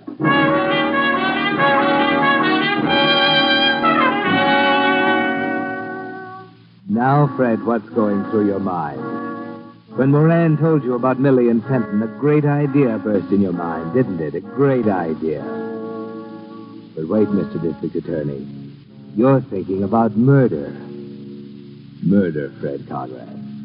You know all about that. You know what happens to murderers. You've sent them there many times yourself. So if you're going in for anything like that, you'll have to be careful, plenty careful. Set it up carefully, Fred. Well, Max, you certainly have the green thumb. The roses haven't bloomed like this in years. Just what I've been telling them, Mr. Conrad. Would you look at this basket of Cecil Brunner's? My, aren't they beautiful? Where'd you learn so much about flowers, Max? I took care of the garden. You know where. Oh, yes. Yes, I see. We'll have to hurry if you want some of the zinnias, Mrs. Christie. It won't be light much longer. Why, it'll be light for another 2 hours. What's your hurry, Max? Now, Mr. Conrad, it'll take him a good 2 hours to get cleaned up for his date tonight. How'd you know I had a date? Oh, I may be dumb, but I'm not blind and deaf. Neither is Mr. Conrad. That's right, Max. Oh, now, don't look so sheepish, man. You've got a fine girl in Millie. And a mighty good looker. Yes, sir. There are plenty of young swains who'll testify to that. What do you mean by that? Well, Max, I do believe you're jealous. Just look at his face, Mr. Conrad. A regular thunder. Give me that basket. I'll get you zinnias. Why, land sakes, the man must be silly in the head to get so upset over a little thing like that. Oh, I was a fool to make that remark. Not at all. It wasn't your fault. The man is just crazy jealous, that's all. You're right, Mrs. Christie. It's very obvious. I just hope I haven't made a mistake. Why, what do you mean, Mr. Conrad? Oh, nothing except, you remember why Max Fenton went to prison? Why, yes, it was... Yes. He killed his girlfriend in a jealous rage. Oh, no. I only hope I haven't made a mistake.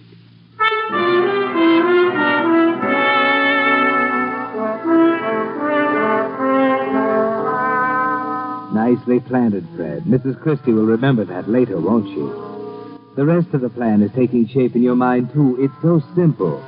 Max Fenton once killed a girl he loved in a fit of jealous rage. Why can't he do it again? Well, of course, it's too much to expect that you could drive him to it. But it wouldn't be hard to make people believe it if Millie were found dead, would it? Not hard at all. Of course, that means that you personally must do the job. But, well, ambition has carried you far, Fred, and you're not going to give it up now. No, not Fred Conrad. Now all you have to do is set up the scene. And Max Fenton helps you with that when he comes in to apologize. I just wanted to apologize for that scene in the garden, Mr. Conrad. I don't know what came over me. I guess I acted pretty stupid. Oh, don't worry about it, Max. The man isn't responsible for anything in this heat. I don't know what's wrong with me. It's just that when a man's gone through what I have, his past just won't let him be. I guess sometimes I'm afraid of myself. Does that sound crazy to you? No, it doesn't, Max. But you've got to exercise some control over yourself, man. Snap out of these neurotic fears. You're a free man. You've paid for your crime. Face the future with courage. You'll need it. What do you mean? Just this. Unless you're prepared to face things as they are, you're licked. Men will always be attracted to beautiful girls, and just because you've fallen in love with one, you can't keep her like Peter's wife locked in a pumpkin shell. Oh, I know it. Unless... Unless what? Unless you just take the bull by the horns and ask her to marry you. That should end it once and for all. You'd be married and you could be sure. How? Yes, you're right. I've wanted to. But do you think I should? I mean, after all I've been through, Of course, man. Now, look, you call her right up. Make a date to see her tonight, take her to some quiet, secluded spot, and ask her and get it over with. By golly, Mr. Conrad, you're a brick. You make me feel like a new man. I'll do it. I'll go out and get the engagement ring and make a date to meet her at Cypress Point tonight after she gets off work. Thanks, Mr. Conrad. Thanks a lot.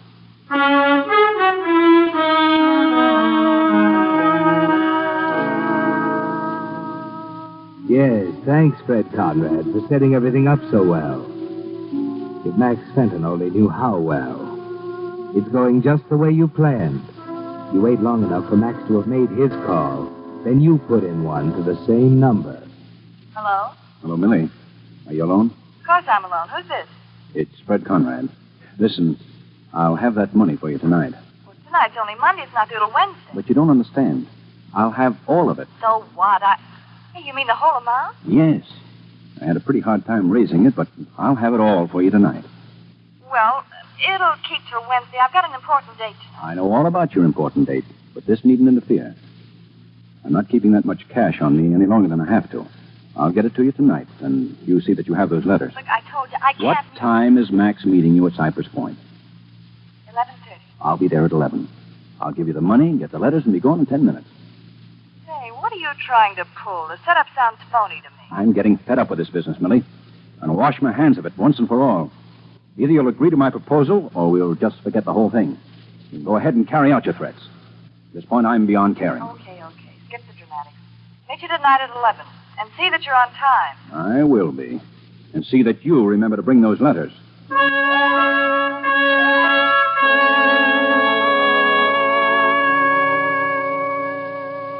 So far, so good. The plan is thoroughly formulated in Fred's precise legal mind. And as the time for action approaches, he carefully reviews each step in the plot. By 10:30, Mrs. Christie will be asleep. He can slip out without her ever knowing. The trip by automobile will take 20 minutes each way. And the lethal business to be transacted at Cypress Point, 10 or 15 minutes. The whole job done in less than an hour. And as for evidence, Fred permits himself a satisfied smile at this thought. Any number of people can bear witness to the fact that Sam and Millie had been meeting at Cypress Point. Mrs. Christie, for one. Yes, it will be an open and shut case. That's what Fred keeps telling himself, as he makes his last-minute preparations before getting the car out of the garage.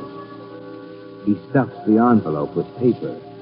That's all he'll need for the final payment. Everything's set now, Fred. So you drive out to the point in exactly 20 minutes, park carefully behind a row of shrubs, and climb up the incline to the little park overlooking the water. It's very quiet and lonely looking.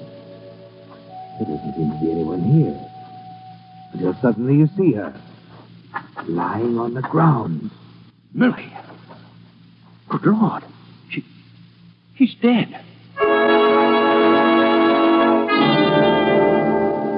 Yes, Fred, there lies Millie, dead. And the thoughts go whirling through your mind. It's even better than you'd planned. Max Fenton had done the job for you, probably in a jealous rage. Maybe Millie refused to marry him. Somehow you don't stop to wonder about the fact that Max wasn't due until 11:30. But you should have, Fred. But now it's too late. Your thoughts are rudely interrupted. Yeah, she's dead. Uncle Fred. Max! What have you done? That shouldn't interest you so much as what I'm going to do. Max, no! No, stop! Max! What are you doing, Max?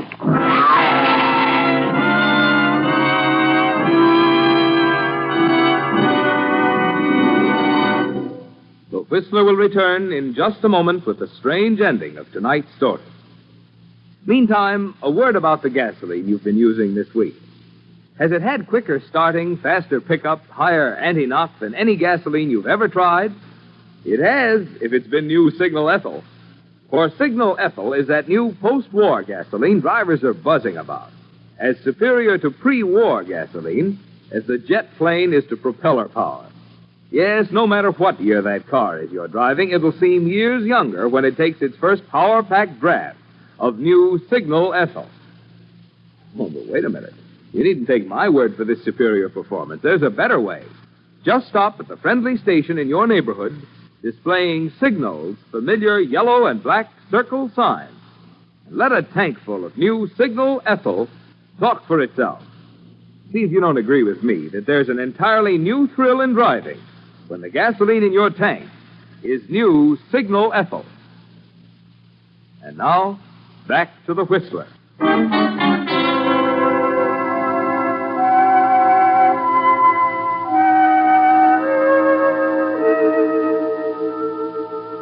Well, Fred Conrad, it didn't turn out the way you planned, did it? And as you gasped out your last breath, you still didn't know why. You didn't reckon on several important things, Fred. One, that love is impatient. That Max Fenton, anxious to meet his future wife and give her the engagement ring, had arrived early at the point. But why had he killed her then? You might have had the answer to that if you could have seen the letter he held in his hand as he walked away from the point to give himself up to the police. A letter he didn't give Millie a chance to explain. It was a letter on your stationery in your handwriting. Your letter, Fred. My darling, I must see you before you take this rash step. You know I love you. I don't intend to let anyone come between us. Please meet me at Cypress Point tonight. Just for a few minutes. I know we can straighten everything out. Your loving friend.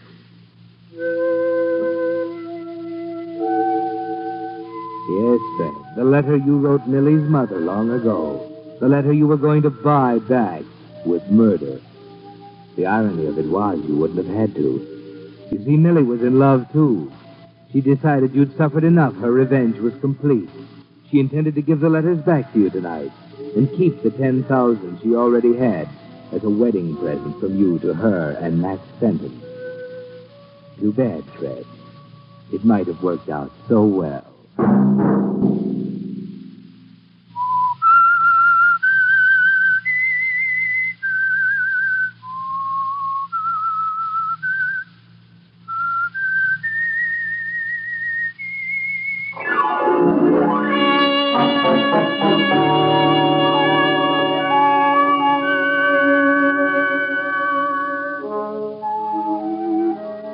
Next Monday at 9 o'clock, The Whistler will bring you another strange tale. The Whistler is broadcast for your entertainment by the marketers of Signal gasoline and motor oil and fine quality automotive accessories, and by your neighborhood Signal dealer. This program, directed by George W. Allen, with tonight's story by Harriet Ray, music by Wilbur Hatch, is transmitted to our troops overseas by the Armed Forces Radio Service. This is Marvin Miller speaking, and reminding you that new Signal ethyl gasoline, the super fuel of tomorrow, is at Signal dealers today. Yes, you do go farther with Signal. This is CBS, the Columbia Broadcasting System.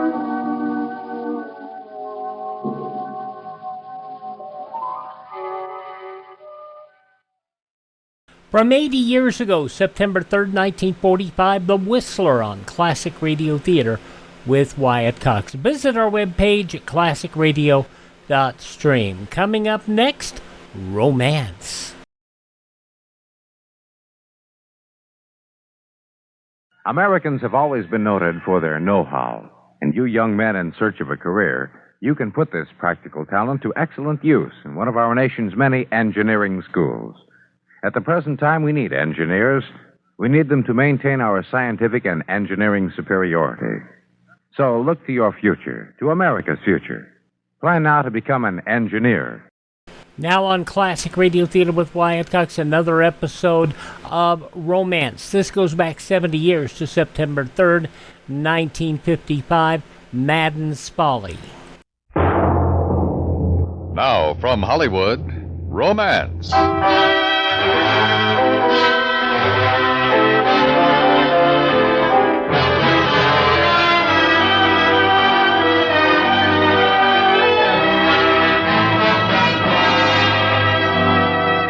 Romance. Stories of love and adventure, of excitement and daring-do. Today transcribed Maddon's Folly by John Dawson, an important moment in the lives of two people, featuring Gloria Henry as Midge and Larry Thor as Scott.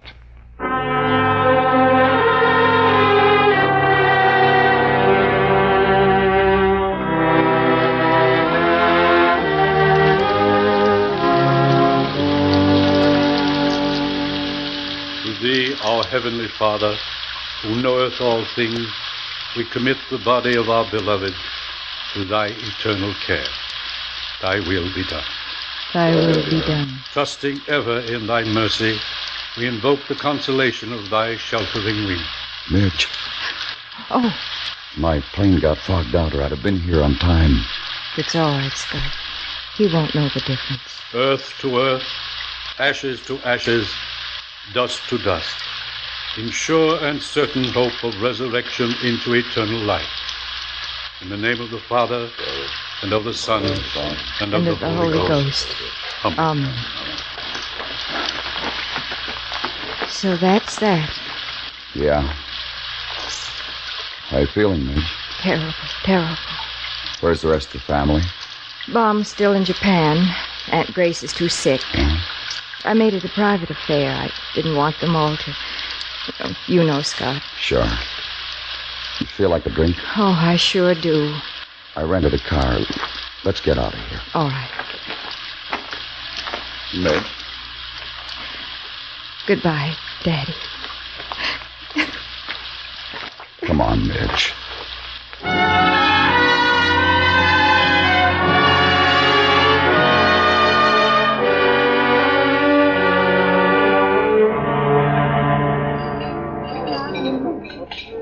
still with scotch and water? Mm-hmm. Make it a pair. Yes, sir. Right away. I need a light. You need a cigarette, too. That one's pretty soggy. Here. Thanks. Doesn't it ever stop raining around here? Hardly ever, lately. You know how it is. Well, I'd almost forgotten. Been away for so long. Well, nothing's changed. Except that he's gone. Oh, take it easy. You're shivering. I guess I'm a little damp. Maybe I should have taken you home. Oh, no. Oh, Lord, no, Scott. I never want to go home again. This is fine. Thanks for coming, Scott. I'm sure you're awfully busy these days, and it was nice of you to take the time. The telegram didn't say much. Well, there wasn't much to say. It was his heart. Thursday night, he went like that. These things happen, Midge. Well, thanks again. I mean, for coming, Scott. Sure. Scott, Yes, Midge? are you married again? No. You aren't? No. You seem sure. I'm not that unattractive. Well, that isn't it, Midge. I would have read about it in the papers is all. Oh. Well, I suppose you're going with somebody, and it was pretty darned awkward explaining a trip to your ex-father-in-law's funeral. Well, nothing like that's awkward, Midge.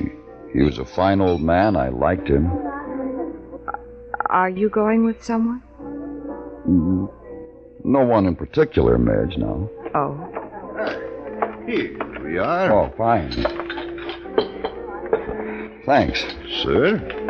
Well, here we are again, Scott. Yeah. One to Jimmy Maddon, Midge. To Daddy. Bottoms up. Scott. What? That man with the camera, he's a reporter. Oh, Scott, I can't talk to another soul. Must have followed us. The cemetery. Sit tight, Midge. I'll handle it. What do you say? I'll think of something.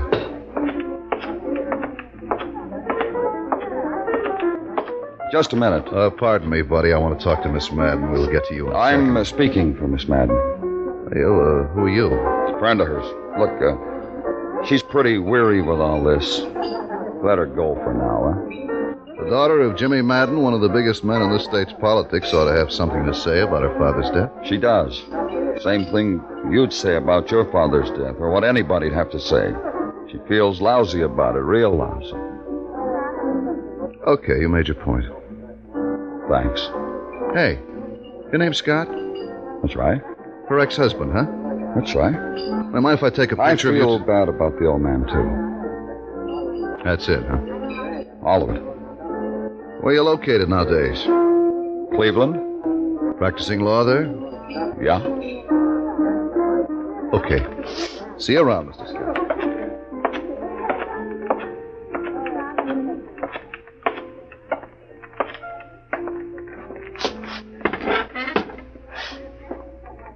Thanks, Scott. I don't know what I'd have done if you hadn't showed up today. How's your drink? Fine. Well, mine isn't so good. Waiter. Yes, sir. 2 of the same, please. Right. Darned old rain.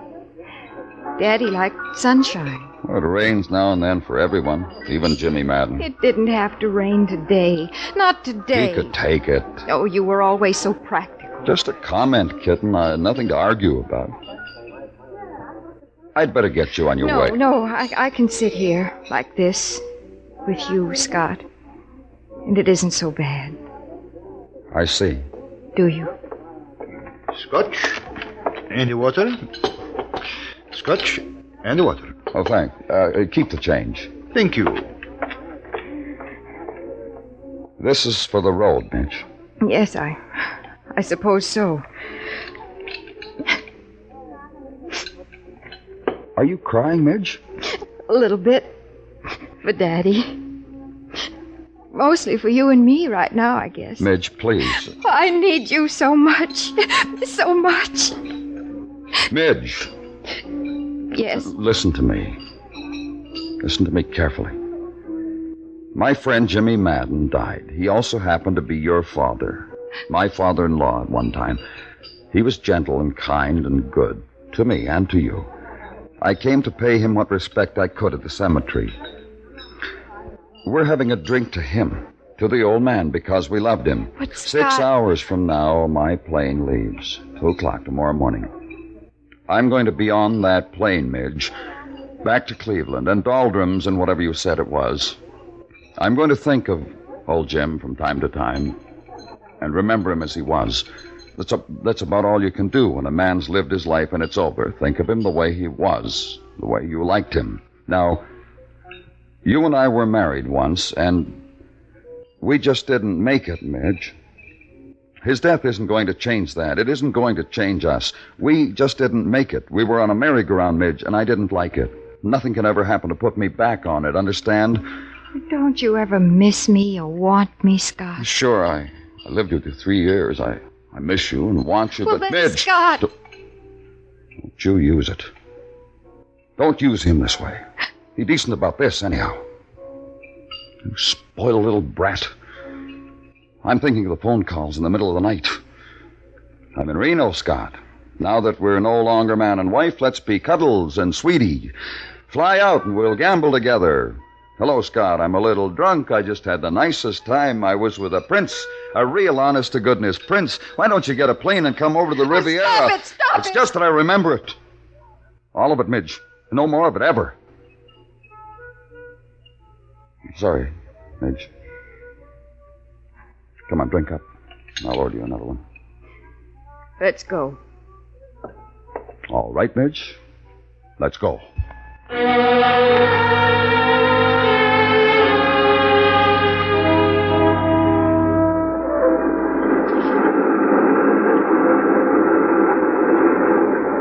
How's the weather? They'll fly above the storm. Here you are, gate 2, Mr. Scott. Boarding right now. Thanks. Pleasant flight.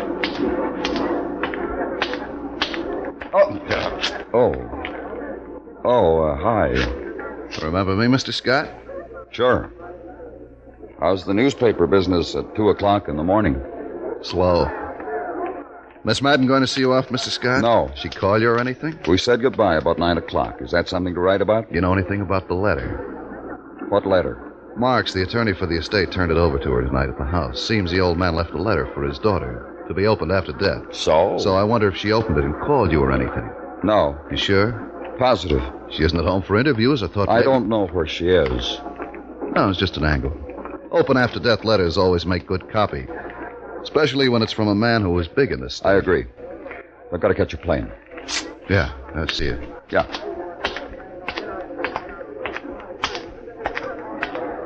Midge. I've been waiting here for an hour, Scott. I thought you'd never come. What is it, Midge? He was a thief. He was a thief, Scott. Daddy was a thief. What? He left me a letter. Shut up and get back here. All right, now, what is this? It's all in the letter. My dad was a thief. Oh, help me, Scott. Help me. Please help me.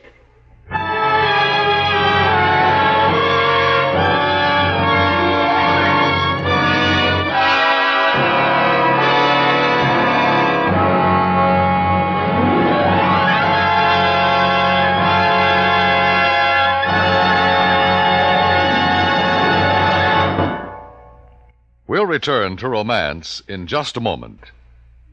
Just picture a map with the states of Massachusetts, Connecticut, and Rhode Island combined into one area.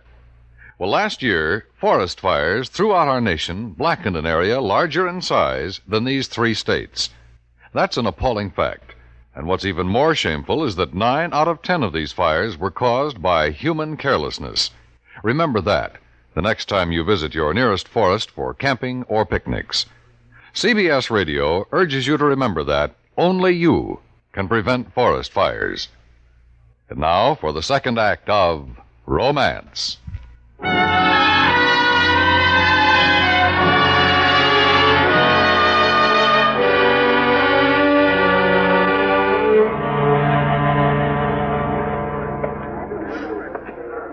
Have you got a car? Right outside.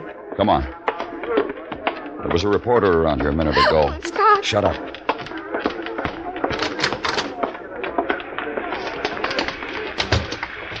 Where's the car? Over there. Come on.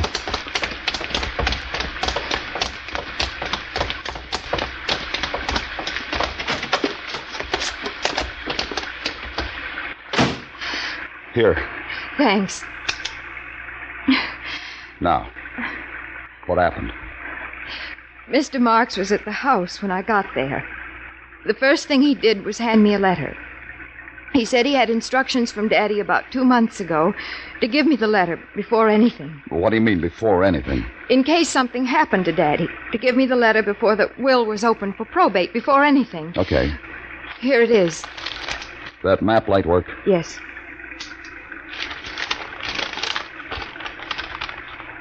Dear Midge, one last word, daughter, and a pretty bitter one it is. They'll be coming at you with all sorts of things now, and they'll find out what I'm about to tell you. Scott. Wait. Midge, I bit off more than I could chew when I took that last appointment. My expenses went up and my income came down. I had to have money, Midge. It took me 2 years, but I managed to declare cash dividends for myself that didn't exist.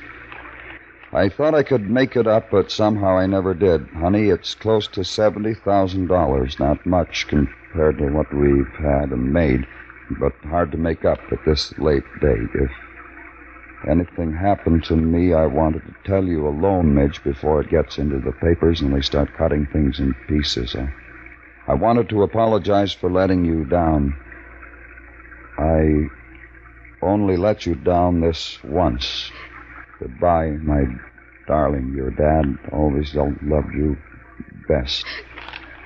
What'll I do, Scott? What'll I do? Let me think. What dividends? I suppose from some of those northern milling companies. He was chairman of at least 3 of them. Well, who'd know for sure? Marks. He's been handling it all for Daddy. But he doesn't know about this. He couldn't. Not ethically. Oh, poor stupid But don't old... talk that way he about was him. stupid. Steal $70,000 and... Well, take it easy, Mary. Oh, go get your plane. What? Give me the letter. Give it back to me. I'll take it to the newspapers and I'll tell them. Before anybody finds out, I'll tell them and get it over with. Then what? Then it'll be over with. Give me the letter. I'll give you nothing. I need it. You need some sleep. You better go check into a hotel. If I know the local press, they'll be hot and heavy for this tomorrow morning early. Jim asked me to help you, and I'm going to help you. Scott! Yeah, the old man called me in Cleveland a couple of months ago, just about the time this letter's dated. He told me he had something wrong with his heart. He didn't know what might happen. But he asked me to promise if anything did happen and you needed help, to help you. What? So I'm going to keep the promise. James Maddon, man of the people. The only 2 people he ever thought anything about were you and me. God help me, I'll do what he asked. But what can you do? I don't know. Marks is handling the estate. How about the will? You know anything about it? Why, I presume everything is left to me, if there is anything. Well, where does Marks live? Pinedale somewhere. Well, let's find it.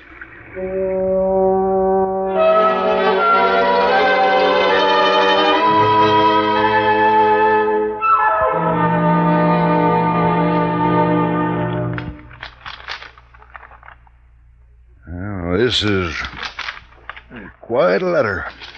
Did you know anything about it at all, Mr. Marks? I had no idea what was in it.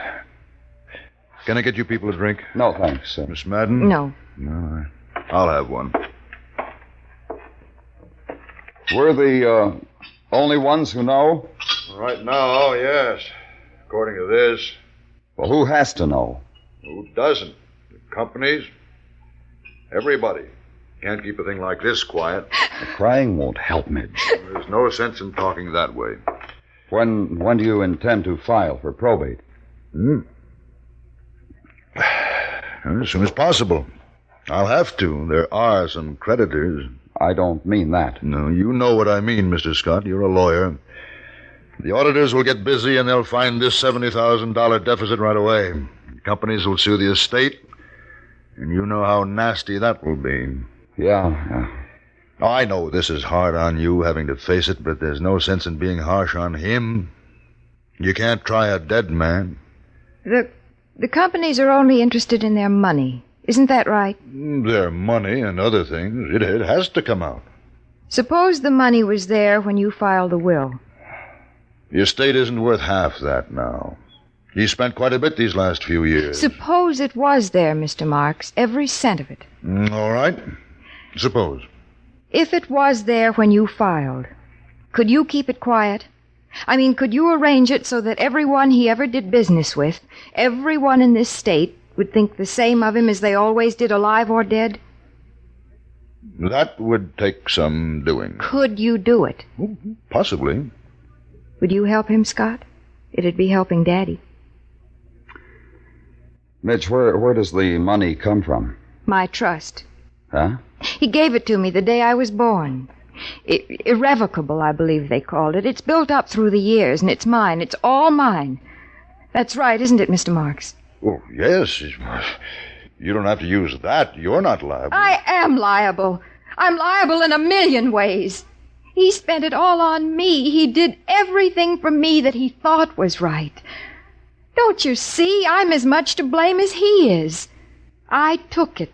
Never asking, never wondering. I took every dime he had. You were right, Scott, when you called me a spoiled brat.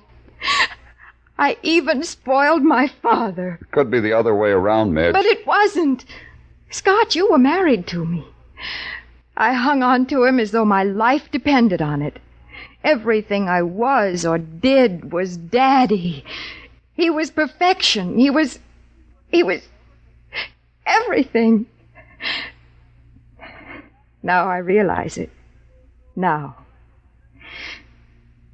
Scott, the money in my trust will pay it back. That part of it. Let me at least give him back what he gave me. It's up to you, Mitch. And let me start clean, without Daddy. There's barely enough in your trust to cover it, Miss Maddon. It'll leave you without a cent. Yes, I know. Somehow it seems right that way. Come on, kid. I'll take you home.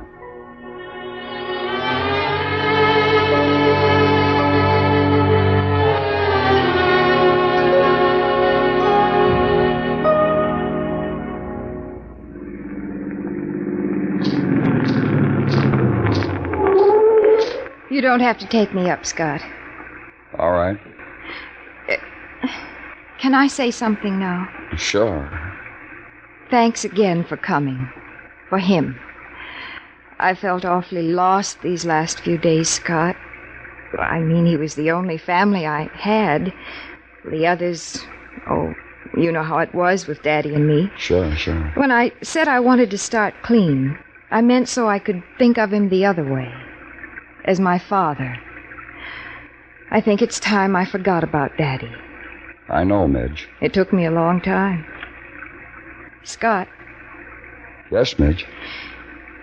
You and me, well, I really didn't understand about us until now. No, I just want to straighten it out. I mean, the only thing that got you here was my father dying, not me.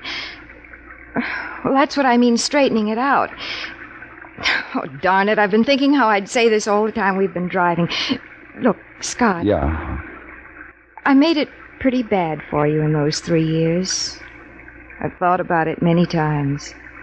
I mean, keeping you up all night, not letting you work or be what you wanted to be. I know I did it because I always thought I'd have my father to help us. I always knew I'd have him. It was pretty hard for me being married to you, too, wasn't it, Scott? Maddon's Folly, isn't that what you called me? The one child he spent all the money on, made all the fuss about. Well, one thing he couldn't give me was you. I had something wonderful with you once, and I kicked it right out the window. I didn't know it 3 years ago. I know it today. Think about that when you're back in Cleveland. Well, I guess all I'm trying to say is that I've grown up an awful lot these last few days. I'll never be as grown up as you are, Scott. I'm sorry. Goodbye. Midge, wait. What? That's the first time you ever really talked to me, Midge. Kind of shakes me. It's the first time I ever really understood myself, Scott. How about Cleveland? Do you want to come back with me? Don't joke with me. No joke, Midge. No joke, honey. Come on in, Scott. We'll have some coffee and we'll talk about it.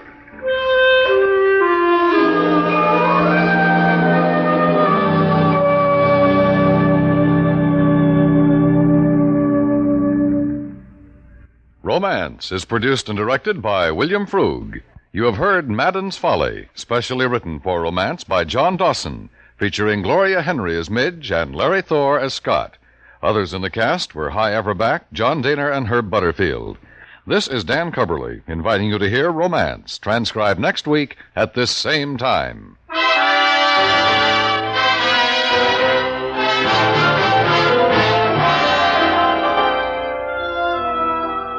On guard around the clock. That's the job of a big city police force. A job you get to know realistically on CBS Radio's crime-chasing show, 21st Precinct. Captain Kennelly's the officer in charge, and he takes you through a topical case from start to finish. Join Captain Kennelly on 21st Precinct tonight over most of these stations when he answers another call for help. Stay tuned now for Gunsmoke, which follows immediately over most of these same stations.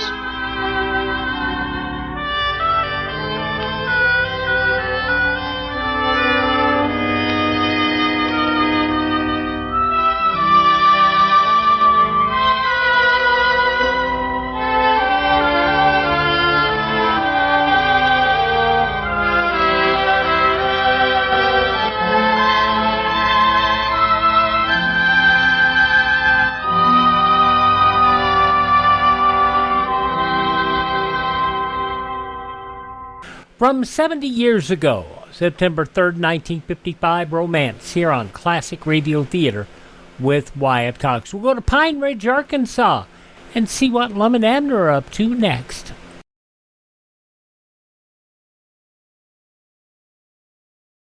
Driving tonight? Then remember this. Most highway deaths are caused by two temptations, to cut out of line and to go too fast. Crossing the center line of the road is more dangerous than you realize. Statistics prove it. Excessive speed is just as dangerous as officials say. You can predict your own impulses, but you can never predict the other drivers when driving tonight. Drive cautiously, please. Now let's see what's going on in the Jot 'em Down stories. We check in with Lum and Abner. This episode from 83 years ago, September 3rd, 1942. The makers of Alka-Seltzer bring you Lum and Abner.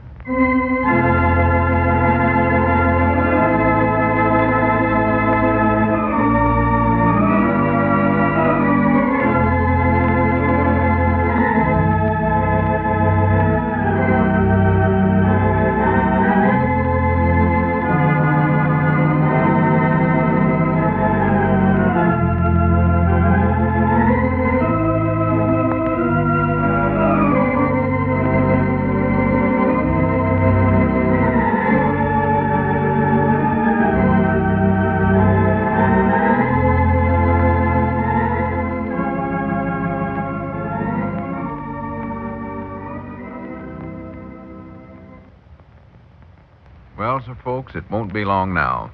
Another week's work's almost over for most of us, and we're looking forward to a pleasant weekend. Now, your idea of pleasure may be to have some friends over, or just to relax and take life easy, work around the house and the yard, or go out for an evening. Well, whatever your choice, we sincerely hope you have a good time. And don't forget, if a headache, a touch of acid indigestion, muscular aches and pains, or morning after misery should come along, Alka-Seltzer can help you get back on the happy side of life in a hurry. You better check up on your supply of Alka-Seltzer now. And if it's running low, get a 30 or 60 cent size package from your druggist. For you may want the fast, effective relief it offers.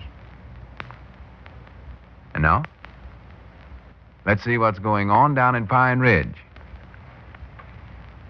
Well, things are running along at an even keel in the Jot 'em Down store once again. The old fellows have admitted to each other how much they missed the little boy they took care of for the last few weeks, and they're trying now to overcome their loneliness by working hard, getting their store back in shape. As we look in on the little community today, we find Lum trying to balance the company's books, while Abner is talking on the telephone. Listen. Oh, I'd love to the worst way, Walt. Just a minute. I better ask Lum first, though. Hold the phone. He's right here. Lum. Yeah. Walt Bates wants me to go on a little fishing trip with him. Fishing trip? Yeah. We'll just be gone a couple of days. Well, when's he aiming on starting? Yeah, about a half hour. Half hour? Yeah. Well, you can't go now, Abner. We got work to do. Oh, well, that can wait, can it? No, it can't wait. You tell him no. Well, now, Lum, I need a vacate. I never got to go to that picnic over at Cherry Hill yesterday or nothing. Well, I can't help that. You can't leave right now, and that's fine. Well, now, Lum... Tell Walt you can't go. Oh, all right. Hello? Walt? 62, 7, I reckon I can't make it. Well, we got work to do, Lum says. Well, I'm sorry too, Walt. Yeah, maybe next time. Yeah, all right. Much obliged for calling. Goodbye. Dad, blame it. Now, stop grumbling, Never Abner. get to go no place. If you hadn't got the cash book and the charge account ledger into such terrible shape, I'd let you go. Me? Well, I ain't in charge of them books, Lum. That's your department. You're the one that balances them and all that stuff. Yeah, I know, but you make entries in them, and that's what's got me way off here. Ah. I can't even come close to making them balance with some of the items you wrote down here. I just write them down the way you've told me to do. No, you don't know such a thing. Well, if I don't, it's 'cause I'm nervous and run down and I need a vacation. Oh, now, don't start that. Well, why can't I go with Walt? I've already told you why you can't. I need you here to explain what you wrote down here. After we got this all straightened up, then you can go somewhere. Yeah, well, when will that be, though? Oh, next week, maybe. Yeah, that's what you always say. Next week, maybe. Next week. Well, I mean it this time, Abner. I'll tell you what. As soon as we get everything in good shape here, we'll just close up for a few days, and both of us will take a trip somewhere. Can I depend on that? I give you my word. Solemn. Now, we've been sticking pretty close to the store here late, and I feel sort of like I'd like to get away for a short spell myself. Yeah, well, I'd still like to go with Walt. I don't see what difference Just forget that, Abner. Dog it, I believe I'll go anyway. I don't have to take orders from you. Now, listen, Abner, if I catch you going out that door today, I'm going to whop you right on top of the head. Now, sit down here and help me figure this stuff out. Well, all right. What is it you want figured out? First of all, I want to call your attention to this page here. Which one? Now, just look at this. Huh? Wait a minute, I'll read it to you. Listen. M.K. Skimp, 2 cans of tobacco, 40 cents. What's wrong with that? Ms. Abernathy, flour, lard, and sorghum, $1.11. Grandpap 5, Abner 4. Grandpap 7, Abner 2. 2? 2 what? I never charge nothing to myself. All right, now, don't try to act like you don't know what that is. How many times do I have to tell you and Grandpap not to keep score of your checker games in the account book? Oh, well, Grandpap must have wrote that down, 'cause I know he never won no 7 games from me. Now, don't try to put the blame on Grandpap. This is your handwriting here. Looky Well, there. I don't care what it looks like, Lum. Grandpap never win no 7 games from me. I can tell you that right now. There's a cheatin'est one human I ever played checkers with in my life. Wonderful world. Oh, hello, Cedric. Yeah, howdy, Cedric. What is it you want, Cedric? Anything particular? Yes, Mom. Uncle Dave's coming to visit us, and I got to get a bed for him to sleep in. Well, you got an extra bed over at your place, ain't you, Cedric? No, Mom, not no more. See, I collected it in that last salvage drive for old Arn and stuff. Oh. Now I got to borrow one someplace or rent one or something. Oh, well, let's see. I don't know hardly where to suggest, Cedric. You could get I've one. got an idea. Huh? How about selling Cedric one of them handy folding cots we got in the store? Folding cot? Yeah, don't you recollect we bought 4 or 5 of them from that drummer that come through here 3 or 4 years ago? Oh, them things. Doggy, that's so long ago, almost forgot about them. Well, Lum, they ain't no good. Well, why ain't they? They just ain't. Well, they're plenty good enough for Cedric's Uncle David. Them cots are awful comfort, Cedric, the drummer said. Yeah, but, Lum, there ain't nobody alive that knows how to put one of the things up. Why, there ain't nothing to it. Whereabouts we put them things? Why, I think they're back over there behind them overalls. Seems like that's where I seen them last. Well, get one of them out. I ain't saw one of them in a couple of years. Me neither. I'll look over here and see if I can... Well, no use doing that, Mr. Abner, because I don't think I'll want one of them. I never could figure out how to work them things. Why, it's simple as ABCD. All you got to do is follow the directions. I recollect when that drummer was here, he give us a demonstrate, and it just taken him 30 seconds to unfold it and set it up. Did he sure enough? Just 30 seconds? Yes, sir. He had me hold a watch and time him, so I ought to know. Recollect he smoked a cigarette all the time he's doing it, too. Well, I don't think I could do it then, because I don't smoke. No, I don't believe I want to buy none of them.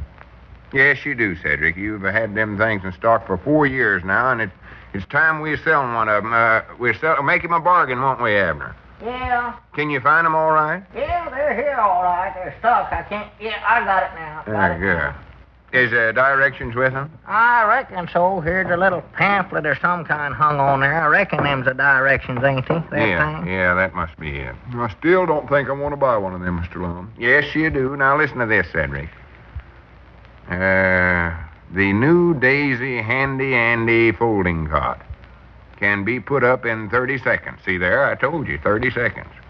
So simple, even a child can do it. But child's a genius, he can. Here, Cedric, you take my watch and time me. I'll prove to you it can be put up in half a minute. Half a minute? The directions said just 30 seconds is all. Oh, nothing. That's the same. Yeah. All right, start timing, Cedric. See, where are them directions? Huh? Yeah.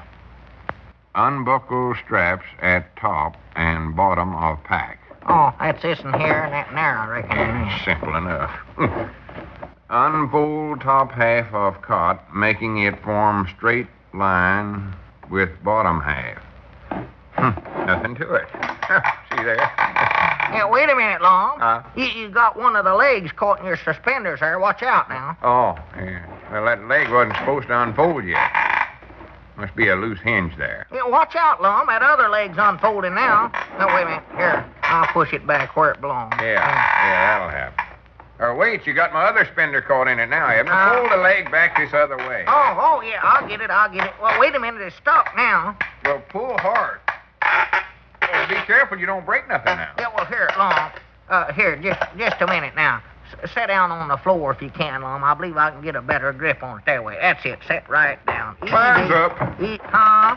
Wait, Cedric. This don't count. I got sort of mixed up there. Don't start timing until we get this untangled here. Now, can you get it, Abner? I don't know where that can... Oh, there it is. There it comes. Oh, wait a minute. Careful with that, Abner. Excuse me. I'm sorry. Now, that got it. Here, give me a hand. I'll help you up, Lum. No, I believe I can work this better down here, Abner. Let's see. Careful now, Lum. Where's them directions now? Huh? Oh, there they are, hanging right there. Let me look at them again. I must have got that wrong, misread it. You must off some way there. I never seen nobody tangle up like you are. Now I'm all set again. All right, Cedric, start timing again. Yes, Mom. Of course, you got a head start this time, Lum. No, I ain't. Let's see, fold leg A over across leg B. Oh. And fasten strap C at point D. Now, wait a minute. Whereabouts is strap C? Yeah, look out, Lum. Leg B's caught in your suspenders again. Here, wait a minute, I'll help you. No, I'll get it. I'll get it out myself. Yeah, child can do this. Careful, Lum. That other leg, they're caught in your suspenders in the back there. Watch it, Lum. That blameless thing. That drummer never had no trouble like this. He must not have wore galaxy. I don't recollect where they did or not. Oh, wait a minute, Lum. Here's strap C right here. Now, do you want that now? Yeah. See, there's got a C on it. Yeah, maybe that'll help. Let's see. Fasten at point D. Watch out, Lum. Look what you're doing there. You got that strap around your leg. You're fastening yourself to the cot there. Huh? Wind it back the other way. Not that way, around the other way. What other way is it? Here, let me do it for you. Here, we'll straighten up so I can get to it. I can't straighten up. Something's holding me here. Huh? Oh, no wonder you got your suspenders fastened at point D. Wait a minute. See if I can get this undid. Time's up. Oh, hush up, Cedric. Do something there, Well, Edna. Don't just sit there. I'm trying to figure this thing out, Lum. Let's see. I believe if we pull this strap here right around in back of you Well, like go this. by the direction. Huh? No, Well, don't direction go that go- away. Here, let me have it. No, don't do that now, Lump. Well, I doggies, now you have got it tangled up. Look there, you got a knot in that strap. Untangle it. Huh? I can't move my arm now. Doggies, let's see here, Lump. Can't figure out what you did here. Hold still. Want me to start timing again? No, Cedric, just keep quiet. Let's see now. Maybe if we unfold leg E and F over this way. Oh, don't do that. What'd I do, huh? What's the matter? I don't know, but I can't move at all now. Get me out of this, Abner. Can't move? For goodness sakes, do Yeah, something. just a minute. Don't be so impatient. Doggies, wait, are you sure you can't move, Lum? Of course not. I can't move a muscle. Well, Not a come on finger. now, try hard. What do you think I'm doing? I Well, wanna try get up from harder. here. Let's see. Try Abner, your I best. told you I can't move. Do something. Get me up from here. All right, doggies, out of the way, Cedric. Let me get to that telephone. Who are you going to call, Mr. Abner? That drummer that knows how to work these things so Just fast? wait a minute. Wait and see. Now, don't try to call him, Abner. He's in St. Louis or someplace. Get somebody right close here. Dick Huddleston or something. Hello? Walt? Just a minute. Can you move yet, Lum? No, of course I can't. Hurry up. Walt, throw in the extra fishing pole. All right, doggies, I'll be right with you. Yeah, goodbye. Friends, have you heard about one-a-day brand vitamin B complex tablets and how easy and economical they are to take?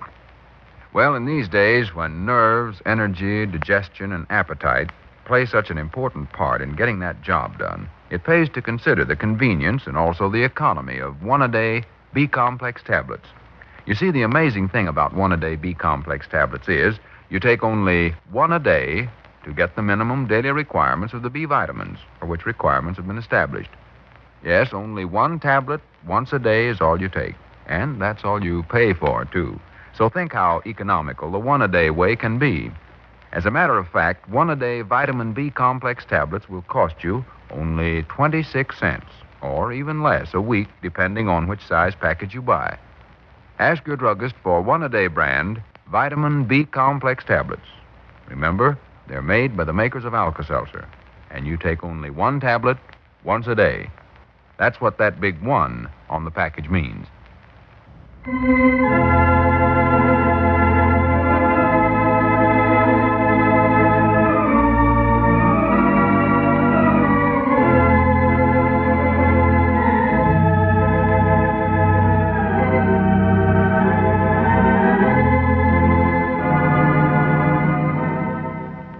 Guess that was the best prescription, huh? To get that cod out. 83 years ago, September 3rd, 1942, Lum and Abner, here on Classic Radio Theater with Wyatt Cox. Join us on our Thursday show. Peter Lorre, Mystery in the Air. Robert Cummings in the Four-Star Playhouse. Orson Welles and Margot Stevenson. And The Shadow. And Inner Sanctum Mysteries with Wendy Berry. That's all coming up on our next Classic Radio Theater. See you tomorrow. Have yourself a great Wednesday. I'm Wyatt Cox.